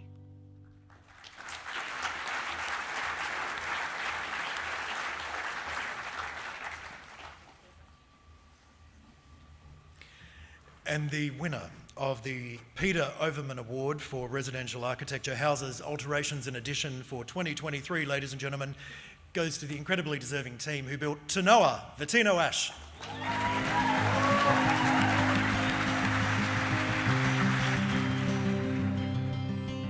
Tanoa is a highly considered and thoughtfully crafted addition to an intergenerational family home that sits on a quiet beachside cul-de-sac.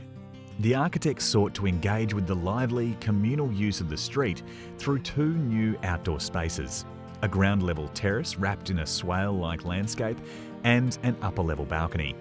The addition of a new living and study space nested within the roof of the original semi-detached house is reached by a delicate external spiral stair, constantly connecting the family with the landscape and enhancing neighbourhood interaction.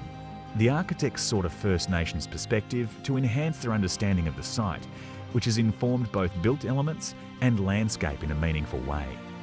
For its contribution to the streetscape, its consideration of a broad ecology and its finely crafted details, Tanoa is an extraordinary home addition. Congratulations, Vitino Ash.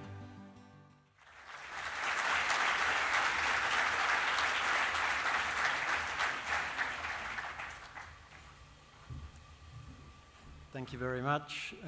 We're very honoured to receive this, and I would like to acknowledge a couple of people. First of all, Catherine Ash, my partner and boss, who kindly sent me up to do this, demanded. Our wonderful clients, Jen and Al, who allowed us to kind of go through this journey with them, and our wonderful builder, McNash, the consultant team, and in particular Brendan Moore, our Whadjuk advisor, who helped us to, even for a small project like this, see the site and consider it in different ways than we would otherwise have done. So thank you, and thank you to the organisers.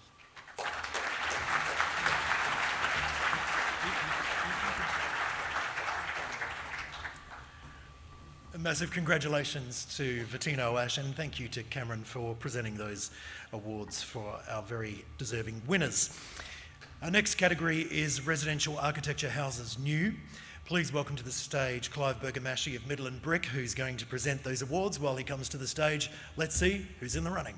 Residential Architecture Houses New. Supported by Midland Brick. Filter House by AHA Studio, Andrew Hageman Architecture Studio. Native Dog Cabin by Chindazi Architects. North Beach House by Chindazi Architects. Coleman Barrovic Residence by Clopper and Davis Architects. Davidson Residence by Clopper and Davis Architects. Ferrier Lane House by MDC Architects. Isvor House by Michael Cardinali Architect. 123 House by Neil County Architect. Hyde Park House by Robson Architects. Corner House by Space Agency. Seeley Springs by Western Architecture Studio. Vase House by Joshua Duncan Architect. And Walsh Residence by Georgie. In this award category, we have 2 commendations, 1 award, and the ultimate, the named award. Commendations, first of all, for two entries in this category. First of all, Filter House by AHA Studio.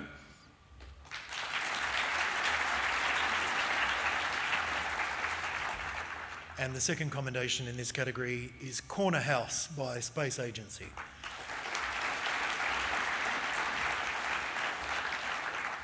We move to the award for Residential Architecture Houses New, and the winner in this category is Davidson Residence by Clopper and Davis.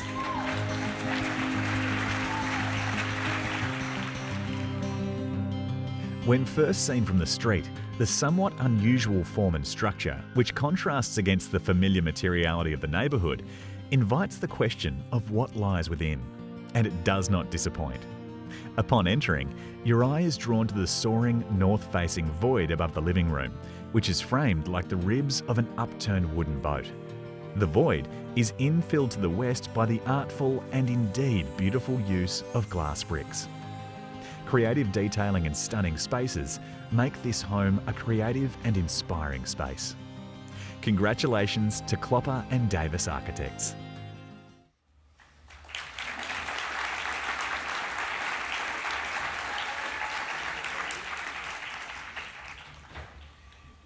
We move on now to the ultimate award in this category, the Marshall Clifton Award for Residential Architecture Houses New. The winner, Solalo Springs by Western Architecture Studio.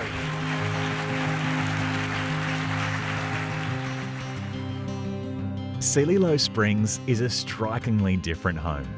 The ephemeral qualities of light and nature are wrapped in a singular room that reimagines human occupation. Acknowledgement and acceptance of this difficult site provided opportunities for experimentation with structure, challenging conventional construction methodologies, and most importantly, the concept of typical suburban infill. The terroir has been embraced, with a seamless transition between the thriving bush and diverse ecology outside and the home's interior. With its deliberate openness to nature and its surroundings, this house provides a lesson for living well. It is rigorously elemental in its form, but could variously be described as tent-like, playful, liberating, and joyful. It is both simple and very much of the 21st century. There is a quality that is quintessentially of this land. Congratulations to Western Architecture Studio.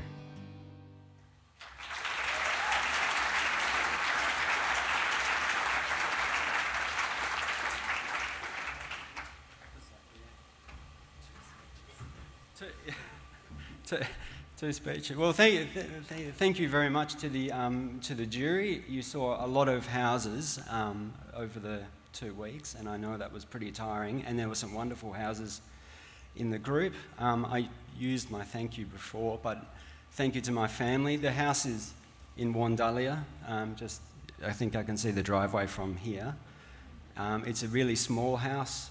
It's about the place, and it was a big undertaking for my wife and I to. It's called Celilo Springs because it was the place when we decided that we would move back to Western Australia and build a West Australian house for our family. Thank you very much.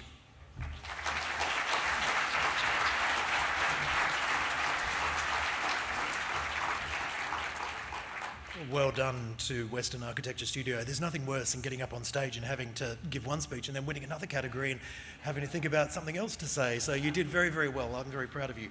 And thank you, Clive, as well, for presenting those awards in that category. Our next category, ladies and gentlemen, we're going to move on. We're going to go to residential architecture. We're going to go into multiple housing. I'd like to welcome to the stage Rana Schuller of Dulux. She's the sponsor of this category to present these awards to our recipients. While Rana gets up on stage, let's take a look at the nominees. Residential architecture, multiple housing. Supported by Dulux.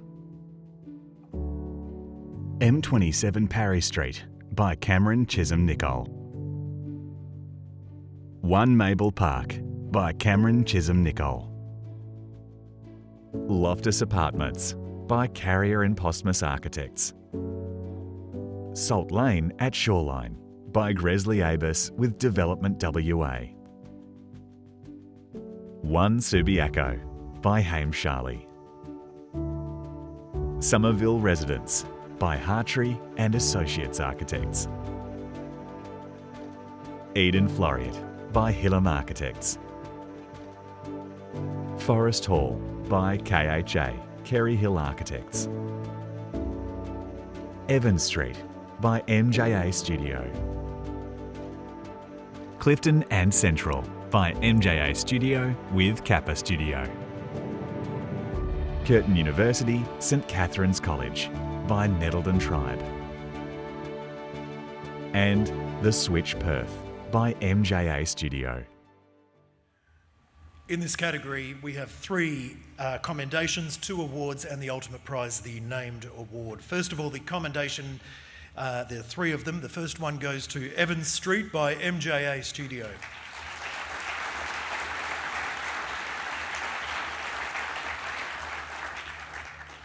I do want to say something.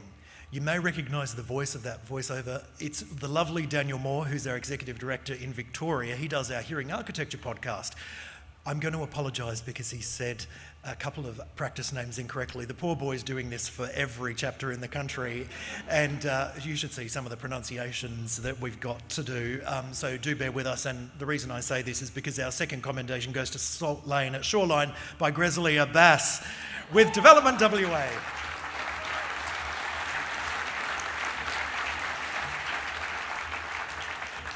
And our third commendation is Eden Floriat by Hillam Architects.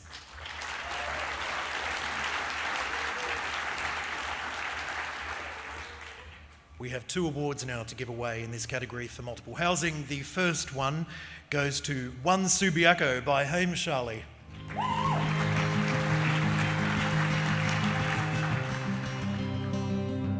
One Subiaco was designed during the development of SP 7.3, which required design excellence using the draft policy as a benchmark.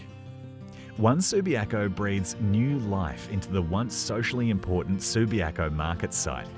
Mixed-use development has become Subiaco's most sought-after real estate. One Subiaco brings together a highly activated ground plane, a high degree of public access, and will allow movement through to the other development sites to the south to promote interconnectivity. The site was earmarked for this kind of development and development density. A successful dimension of the development is its response to the existing 1- and 2-storey developments on Rokeby and Roberts Roads, and breaking the upper level developments into separate buildings. At street level, it presents as a 4-storey building which is in keeping with the Subiaco ethos in the station precinct. This is the element that reads strongly from the pedestrian view, and it is only at some distance that the towers come into visual play. Congratulations to Haim Charlie.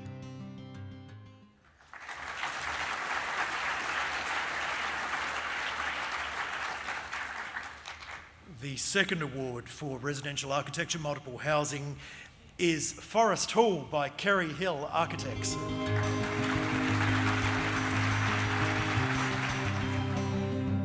Forest Hall is a successful reflection of the collaboration between Kerry Hill Architects, the University of Western Australia, the Forest Research Foundation and the Minderoo Foundation.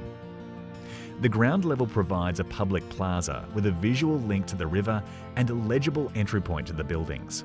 The landscape at ground floor level, with its sunken ground plane and eucalyptus trees, provides natural light and visual connection between the ground plane and lower entries. The second stage builds on the language of the first and refines the architecture. Well-designed scholars' apartments on the upper levels have their own individual balcony and view of the Swan River.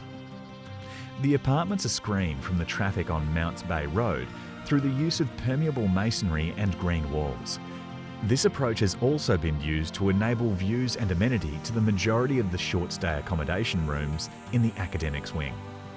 The final outcome is a collection of well-crafted buildings which sit comfortably on the edge of the Swan River. Congratulations to Kerry Hill Architects.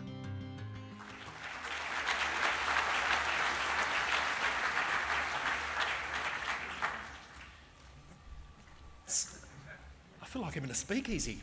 Right, the can't see my notes, there's so much smoke up here. Okay, the winner, ladies and gentlemen, in our final category. Rana, would you like to come up and present the final award? Sorry, she's very shy. Rana from Dulux, there you go. Okay, the winner, Rana, of the Harold Krantz Award for Residential Architecture Multiple Housing for 2023 goes to the very deserving team, Clifton and Central by MJA with Kappa.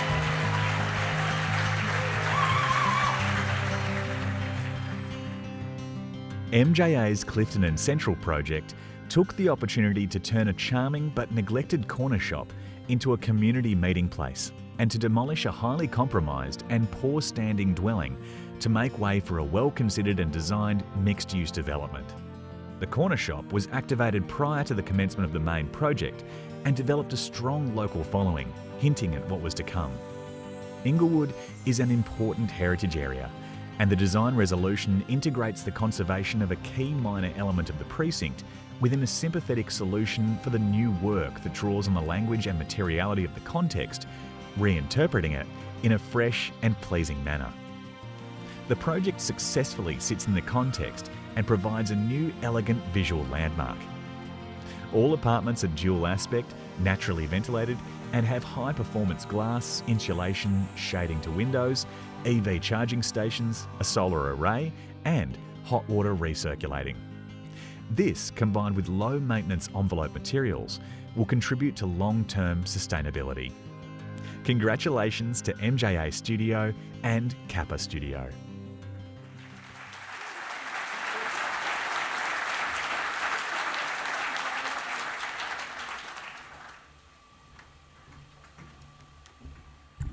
Hi everybody, thank you to the jury for the recognition of this little project. Doing infill housing in Perth is not easy and it's never popular, so we believe it's our responsibility to prove the public wrong and that you can do this well. So I'd like to thank the design review panel, especially Phil, who was leading at that time, for supporting this little project and the discretion we were asking for to make this project happen. Particularly like to thank Stephen Postmus and Justin Carrier from Kappa, who we worked together as a two-headed design team to create this. Beautiful clients, Tim Willing and Veronique Willing, and especially from my team, Ash, Jess and Stefan. Thank you very much for your help. Love it. Cheers. Have a good night. See you at the bar.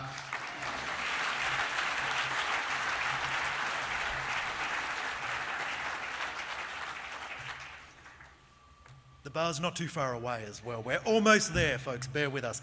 Now, I just do want to very quickly talk about the People's Choice Award. Now, of course, this is the only award that is not voted on by a jury. It is voted on by the public. This year we had about 650 entries from right across Western Australia. And this entry comprises everybody that had entered into the Resi context, so the Resi new alts and ads categories, and there was an overwhelming winner this year for the People's Choice Award. What we also do, and massive thanks to Rana and the team at Dulux, a member of the public has been chosen and they'll get a $300 Dulux gift card, so massive thanks to Dulux for that, so that's great, thank you. The winner of the People's Choice Award is Vass House by Josh Duncan.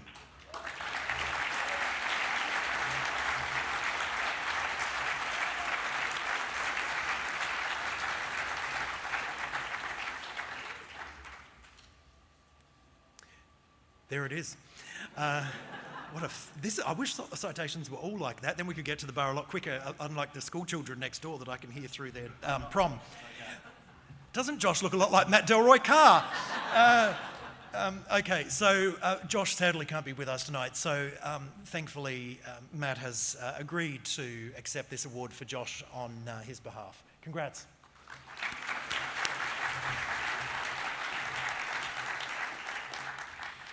We're very fortunate, ladies and gentlemen, to have here tonight the Honourable Simon Millman. He's, of course, the member for Mount Lawley, to present our final awards. So please, ladies and gentlemen, do make him feel welcome. The Honourable Simon Millman.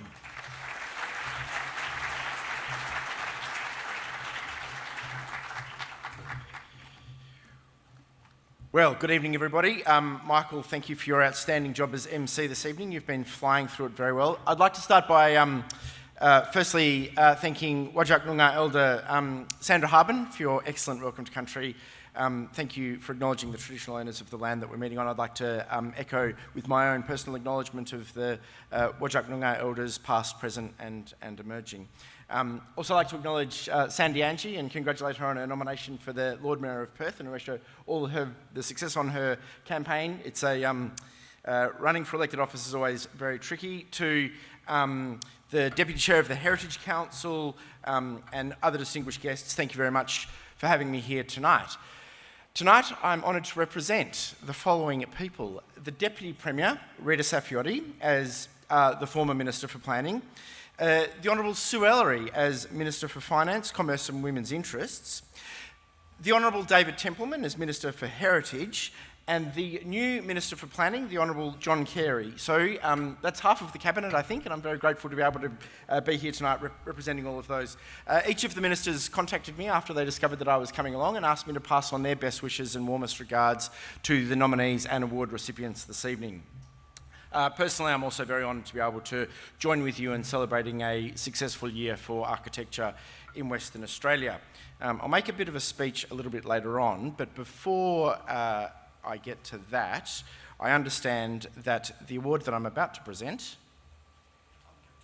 fantastic. Michael is going to come back to announce the award. Thank you, Michael. Thank you, sir. We have a number of awards. You get to announce the ultimate. This lovely gentleman has agreed to announce the recipient of the George Temple Poole Prize. So tonight, first of all, we have the Urban Design Award. And we have one commendation in this and a named award. Let's just take a quick look at the Urban Design nominees. Urban Design.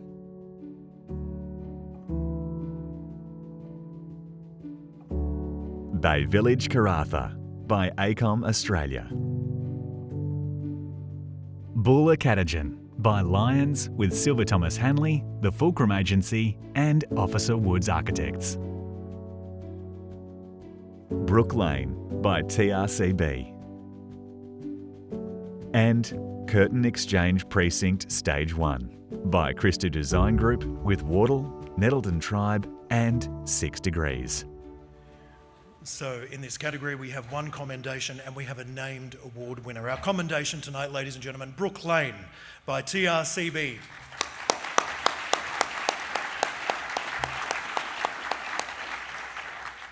And the winner of the John Septimus Rowe Award for Urban Design for 2023 goes to Curtin Exchange Precinct Stage 1 by Christo Design Group, Wardle, Nettleton Tribe, 6 degrees.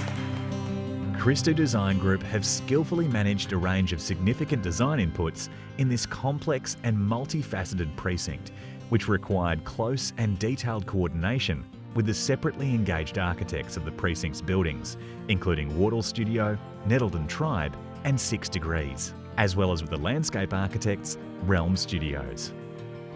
The individual contributing buildings are diverse in typology, including educational, residential, hotel, retail, commercial and hospitality, as well as public spaces, roads and public transport infrastructure.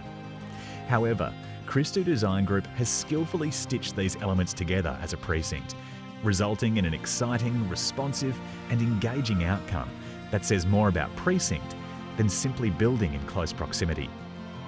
Congratulations to Christo Design Group, Wardle, Nettleton Tribe and 6 degrees.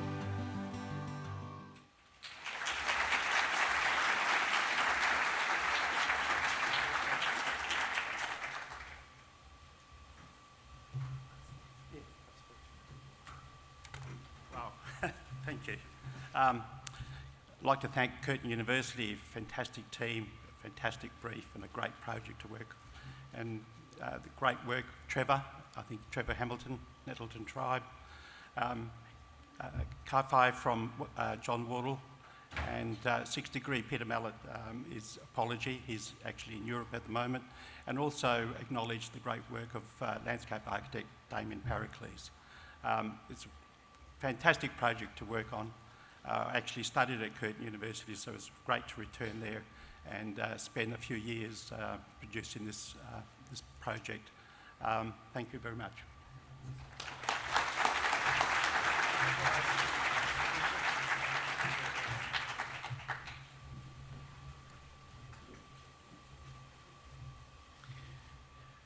We now move on to the Sustainable Architecture category. Let's take a look and see who's in the running. Sustainable Architecture. Ferrier Lane House by MDC Architects. Bula Catagen by Lyons with Silver Thomas Hanley, the Fulcrum Agency and Officer Woods Architects.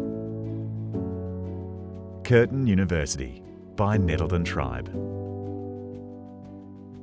Curtin Exchange Building 420 by 6 degrees Architects.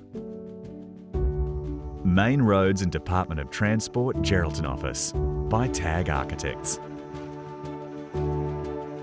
And School of Design and the Built Environment Curtin University by Wardle. Sealy-Low Springs by Western Architecture Studio. In this category, we have 2 commendations, 1 award, and the ultimate named award. Commendations, first of all, Sealy-Low Springs by Western Architecture Studio.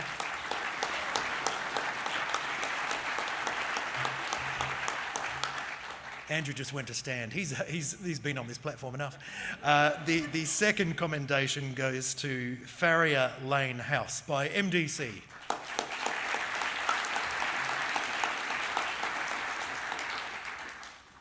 The award now for Sustainable Architecture goes to the School of Design and the Built Environment, Curtin University, by the team at Wardle. School of Design and the Built Environment, Curtin University.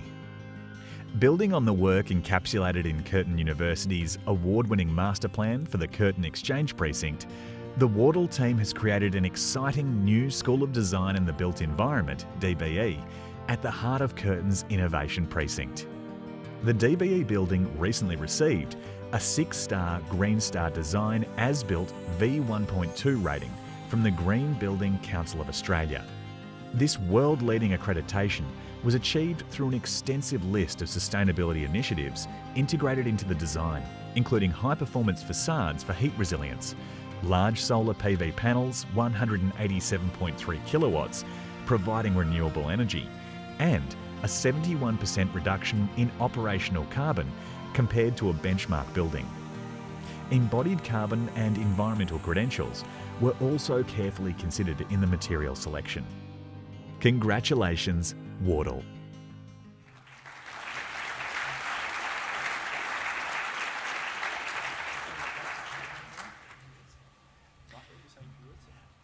No, not this time, thank you. Sorry. I'm very picky about who gets on stage. We come now to the named award winner. They get a speech. The named award winner for this category, of course, the Sustainable Architecture category, the Wallace Greenham Award for Sustainable Architecture. Our winner for 2023 goes to Bulla Catagen by Lions, Silver Thomas Hanley, Fulcrum, Officer Woods.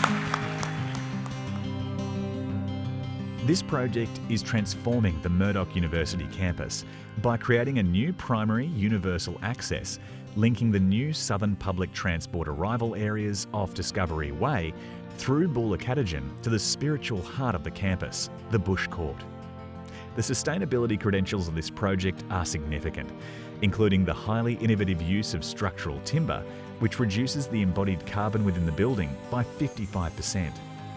This is further enhanced by the integration of mixed-mode ventilation strategies throughout, the gable roof cloaked in a 450 kilowatt array of PV solar cells, and many other low-energy systems, which greatly reduce the overall operational energy consumed. The building servicing strategy ensures that the building can be fully electrified and operated with 100% renewables. Lions has championed sustainability in this project, creating a building that facilitates collaboration and is a stimulating place of learning, teaching and discovery for students, teachers, staff and visitors. Bulla Catagen demonstrates a leadership level of sustainability while enhancing the existing character and adding to the evolving future character of the Murdoch campus. Congratulations to Lions, with Silver Thomas Hanley, Officer Woods, the Fulcrum Agency and Aspect Studios.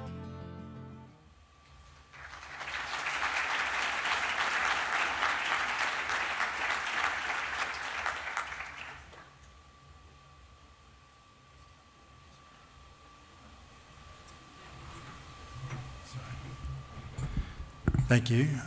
Look, I feel like a pretender here in the sense that I'm representing a much larger team of architects that worked on the project.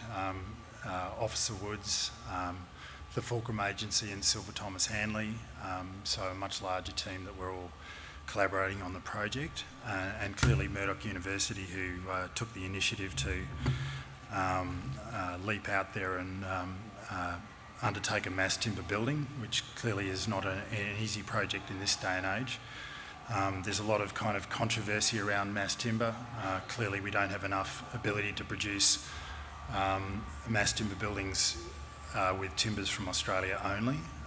So we acknowledge the fact that with that, all of that difficulty, that we're kind of, that the industry's in a pioneering phase, that it's important that we keep on pushing forward as a profession to take the leap into that space. But nonetheless, we're very proud of the project, and again, acknowledging that it's a great contribution on a lot of people that put this project together. So thank you very much. And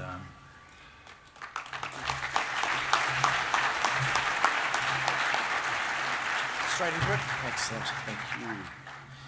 I think Michael has earned a drink, and so he's keen to get to the bar, so I'm going to race through the next part of what I wanted to say. So before I present the George Temple Poole Award, I'd just like to say a few words, given that I have your attention. Quality architecture and urban design are important features of our unique state and deliver important public and community benefits for all Western Australians. Our state's architects, that's the people in this room, play an integral role in the transformation of our city as we strive to deliver activated and attractive places for locals and tourists alike. Quality built form also has a profound impact on the delivery of better outcomes for Western Australian communities. As Western Australia's population grows and household occupancy gets smaller, we need to seek diverse housing options so we can make better use of the places and spaces that we inhabit.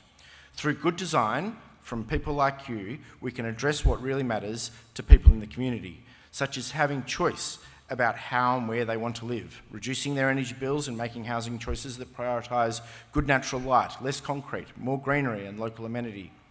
For Greater Metropolitan Perth, to encourage communities to flourish, the government has developed planning policies that will improve amenity and safety and deliver more sustainable outcomes. These policies include the new medium density code, which puts good design at the centre of all new residential development, and the precincts policy, which includes a focus on the garden and increased tree canopy and neighbourliness.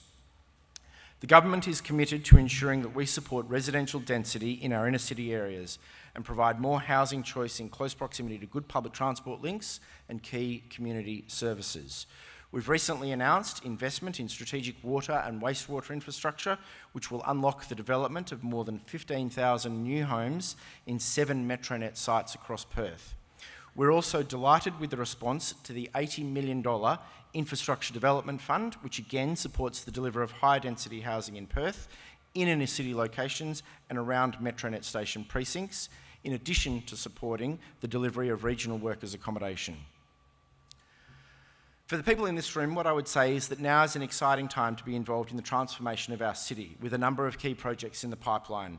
As part of the $1.5 billion inner city project, the state, together with the Australian Government and the City of Perth, has invested in significant community, sporting, educational and cultural infrastructure projects in the CBD.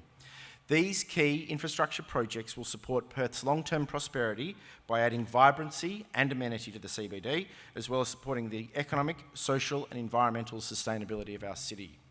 Some of the key projects in the Perth City deal include, the ECU Inner City Campus, which is rapidly becoming a reality as major construction work progresses. This project will be a game changer for the city, creating thousands of jobs and bringing over 8,000 tertiary students into the city and driving further economic activity. We've also got the $150 million renovation of the Perth Concert Hall. This iconic venue will be restored and will provide a permanent home for the WA Symphony Orchestra. The Wacker Ground Improvement Project and Aquatic Centre will include a high-performance centre, public pool and slides and an all-abilities playground and a contemporary event and conference space. And we've got feasibility work on the world-class Aboriginal Cultural Centre, and that work is progressing well and will showcase WA's unique Aboriginal culture. The state government also recently announced the preferred site for our new inner city primary school in East Perth, again demonstrating the state's commitment and continued investment in the CBD and the delivery of high-quality education facilities to support our city's growth. Combined with the Wacker redevelopment and the Aquatic Centre, this is an opportunity for an integrated and shared facilities, further improving local amenity. Beyond the CBD, development around Metronet station precincts will further stimulate the creation of vibrant new communities, with architects playing an important, if not integral, role alongside the government to shape how these precincts come together. The design of these projects, I believe, will continue to transform our city, supporting vibrant, mixed-use and sustainable urban communities, characterised by high-quality buildings and public spaces that reflect our rich heritage and culture. Our state's architects play an important part in realising this vision as we continue to shape the future of our city and our communities for all Western Australians. Congratulations to all of the finalists this evening, and thank you for your dedication and the contribution that you've made to some truly remarkable projects. I'm now very pleased to present the George Temple Poole Award. From 1885 onwards, as Superintendent of Public Works and then Principal Architect of Western Australia, in a period of rapid urban development during the Australian gold boom, George Temple Poole made many notable contributions to the Australian architecture and town planning across Western Australia prior to Federation. Ladies and gentlemen, this is the highest honour in the Western Australian Architecture Awards, and it is my pleasure to announce that the winner this evening is,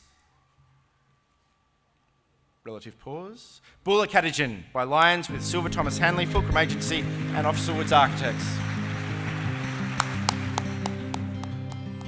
The collaboration of Lions Architects, Silver Thomas Hanley, Fulcrum Agency and Officer Woods Architects to create a new academic building for Murdoch University has resulted in an exciting and innovative outcome.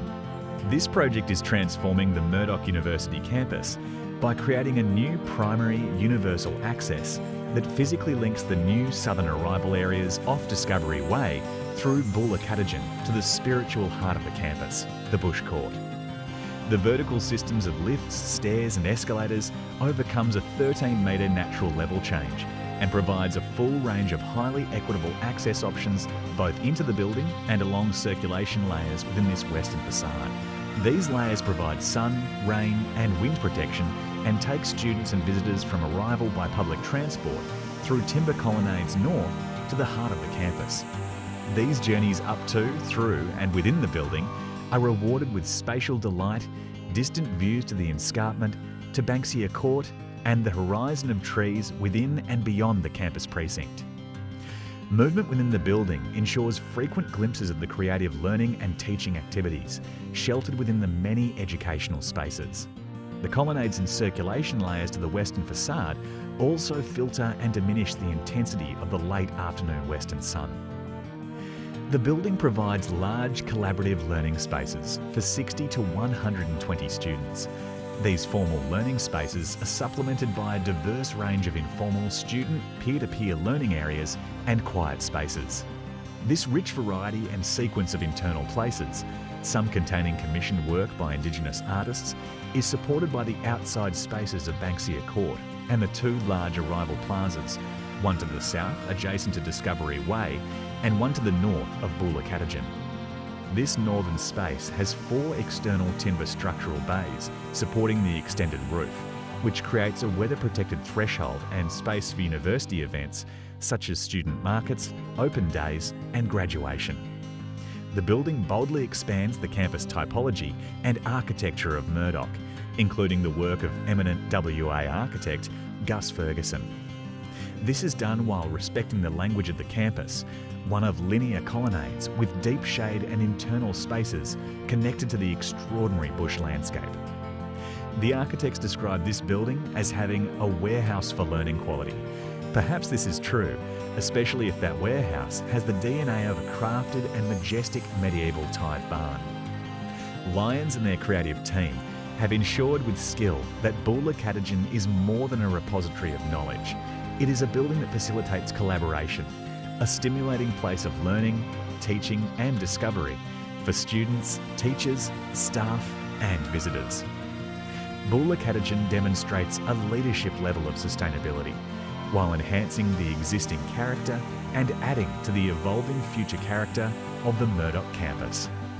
Congratulations to Lions with Silver Thomas Hanley, the Fulcrum Agency and Officer Woods Architects.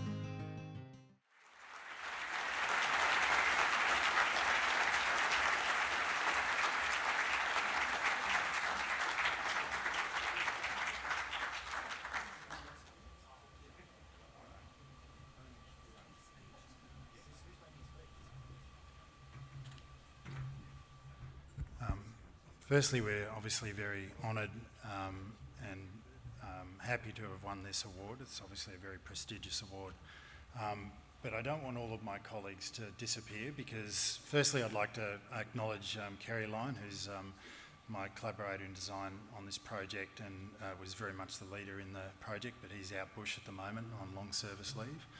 And also Blake and Bryony as well from our design team. It's a much larger team, but clearly, as I acknowledged before, we have very significant design collaborators. Our practice as Lions is very much enriched by our colleagues that we join with in these projects, from Silver Thomas Hanley, the Fulcrum Agency and Officer Woods, and I'd like to offer them the opportunity to come up and talk about the project from their perspective because, you know, genuinely we acknowledge their collaboration as important. Thanks, Neil. This is really a fantastic moment for the practice, the Fulcrum Agency, and I think other practices. And I just want to say one thing. It's taken us a long time in practice to work in collaboration so well and so openly and honestly and genuinely with a partner. And we really enjoyed the process with Lions and the process with Murdoch. But Lions are a true collaborator and a protector of design ideas. And that is quite a rare thing. And it's great to have a firm like Lions arrive in a place like Perth and teach us Perth people how to collaborate better. So thank you for coming over and thank you for letting us be part of the team.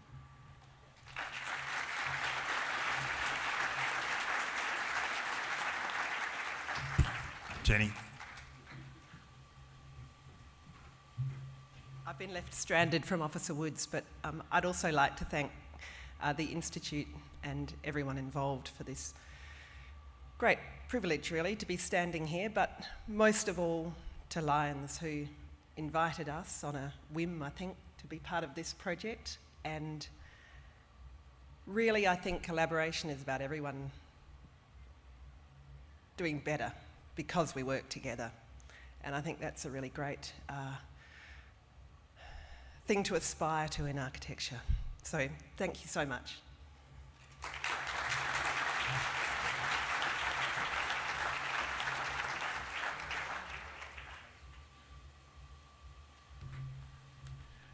A massive congratulations to our George Temple Pool winners, and a massive thanks to Simon. I will say, I love a politician who can just power through a speech in about 18 seconds. You've got my vote, I tell you. Yeah, I can't vote in this state, sadly, but if you ever come to Victoria, let me know. But a massive thanks, Simon. So much exciting work is happening in development in WA. You fly in and you can just feel there is just so much development work here, which is just really promises an incredible future for the architectural profession. That brings tonight's formalities to a close. You'll be very pleased with that. Thank you so much for coming tonight. I do want to say a couple of thank yous before you start clapping. A couple of thank yous. I want to say a massive thank you to Zalia, and especially Zalia in our WA chapter. I actually want to bring her forward.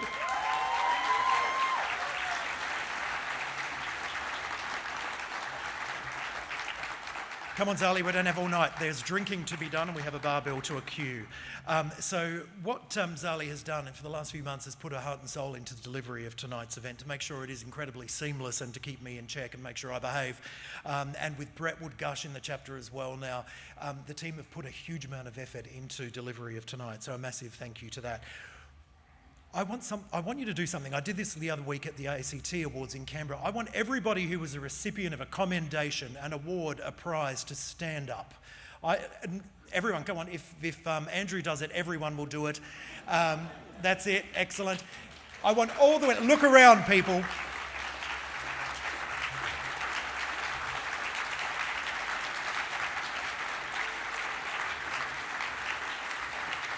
This is the talent that we have in Western Australia in this profession.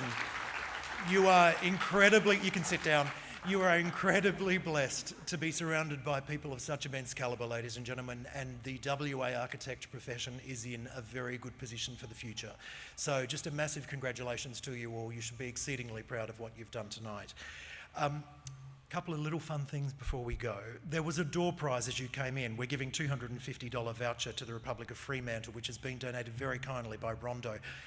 What I might do is I might get Kaylee from Rondo to come up here and just help me draw a name from this pile.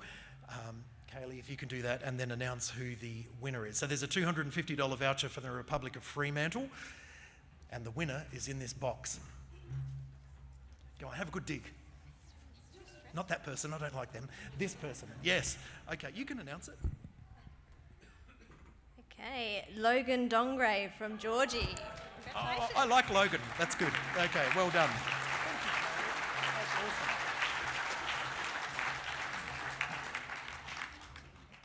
There he is, Kaylee. Unless it's a gentleman going to the bathroom and I've just awarded him a prize. Okay, well done. Now, our final thing, of course, is the tickets. Those people that bought tickets. I will say, architects, you should have invented the website lastminute.com. When we sell an event, architects always wait until about 24 hours before the event to ring us in a panic and to say that they didn't have tickets. But for those very wise and intelligent people that bought an early bird ticket, you've gone into a draw. Zalia, would you be a love and put your hand in there and draw out a winner for us? This has been independently verified by accountants at PwC. Oh, I shouldn't say PwC, should I? Okay. The winner, Anna Coleman.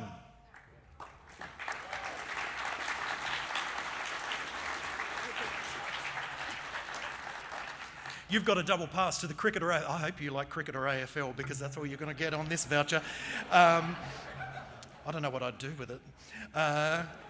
I may come from Melbourne, but I'm not interested in the AFL. But anyway, your name has gone into the draw and you have now won a cricket, I don't know what that is, pass for cricket or AFL to the value of $280. So well done, Anna. She doesn't get to take anything home because Optus Stadium, but just everyone look at Anna. She gets to take home nothing because Optus Stadium, the beautiful people who have given us this lovely space tonight, will send a voucher to her in due course. That is it, everybody. I'm sure you've had a good night. I'm sure you've been very proud of the winners. Can I just ask, please don't throw your popcorn at each other because it's been requested by the organisation that we are currently housed at. Place your water bottles if you haven't got them. There's recycling bins at the end. The after party kicks off next door, so go have fun. I've been Michael Linker, your MC. Have a great night. Get home safe.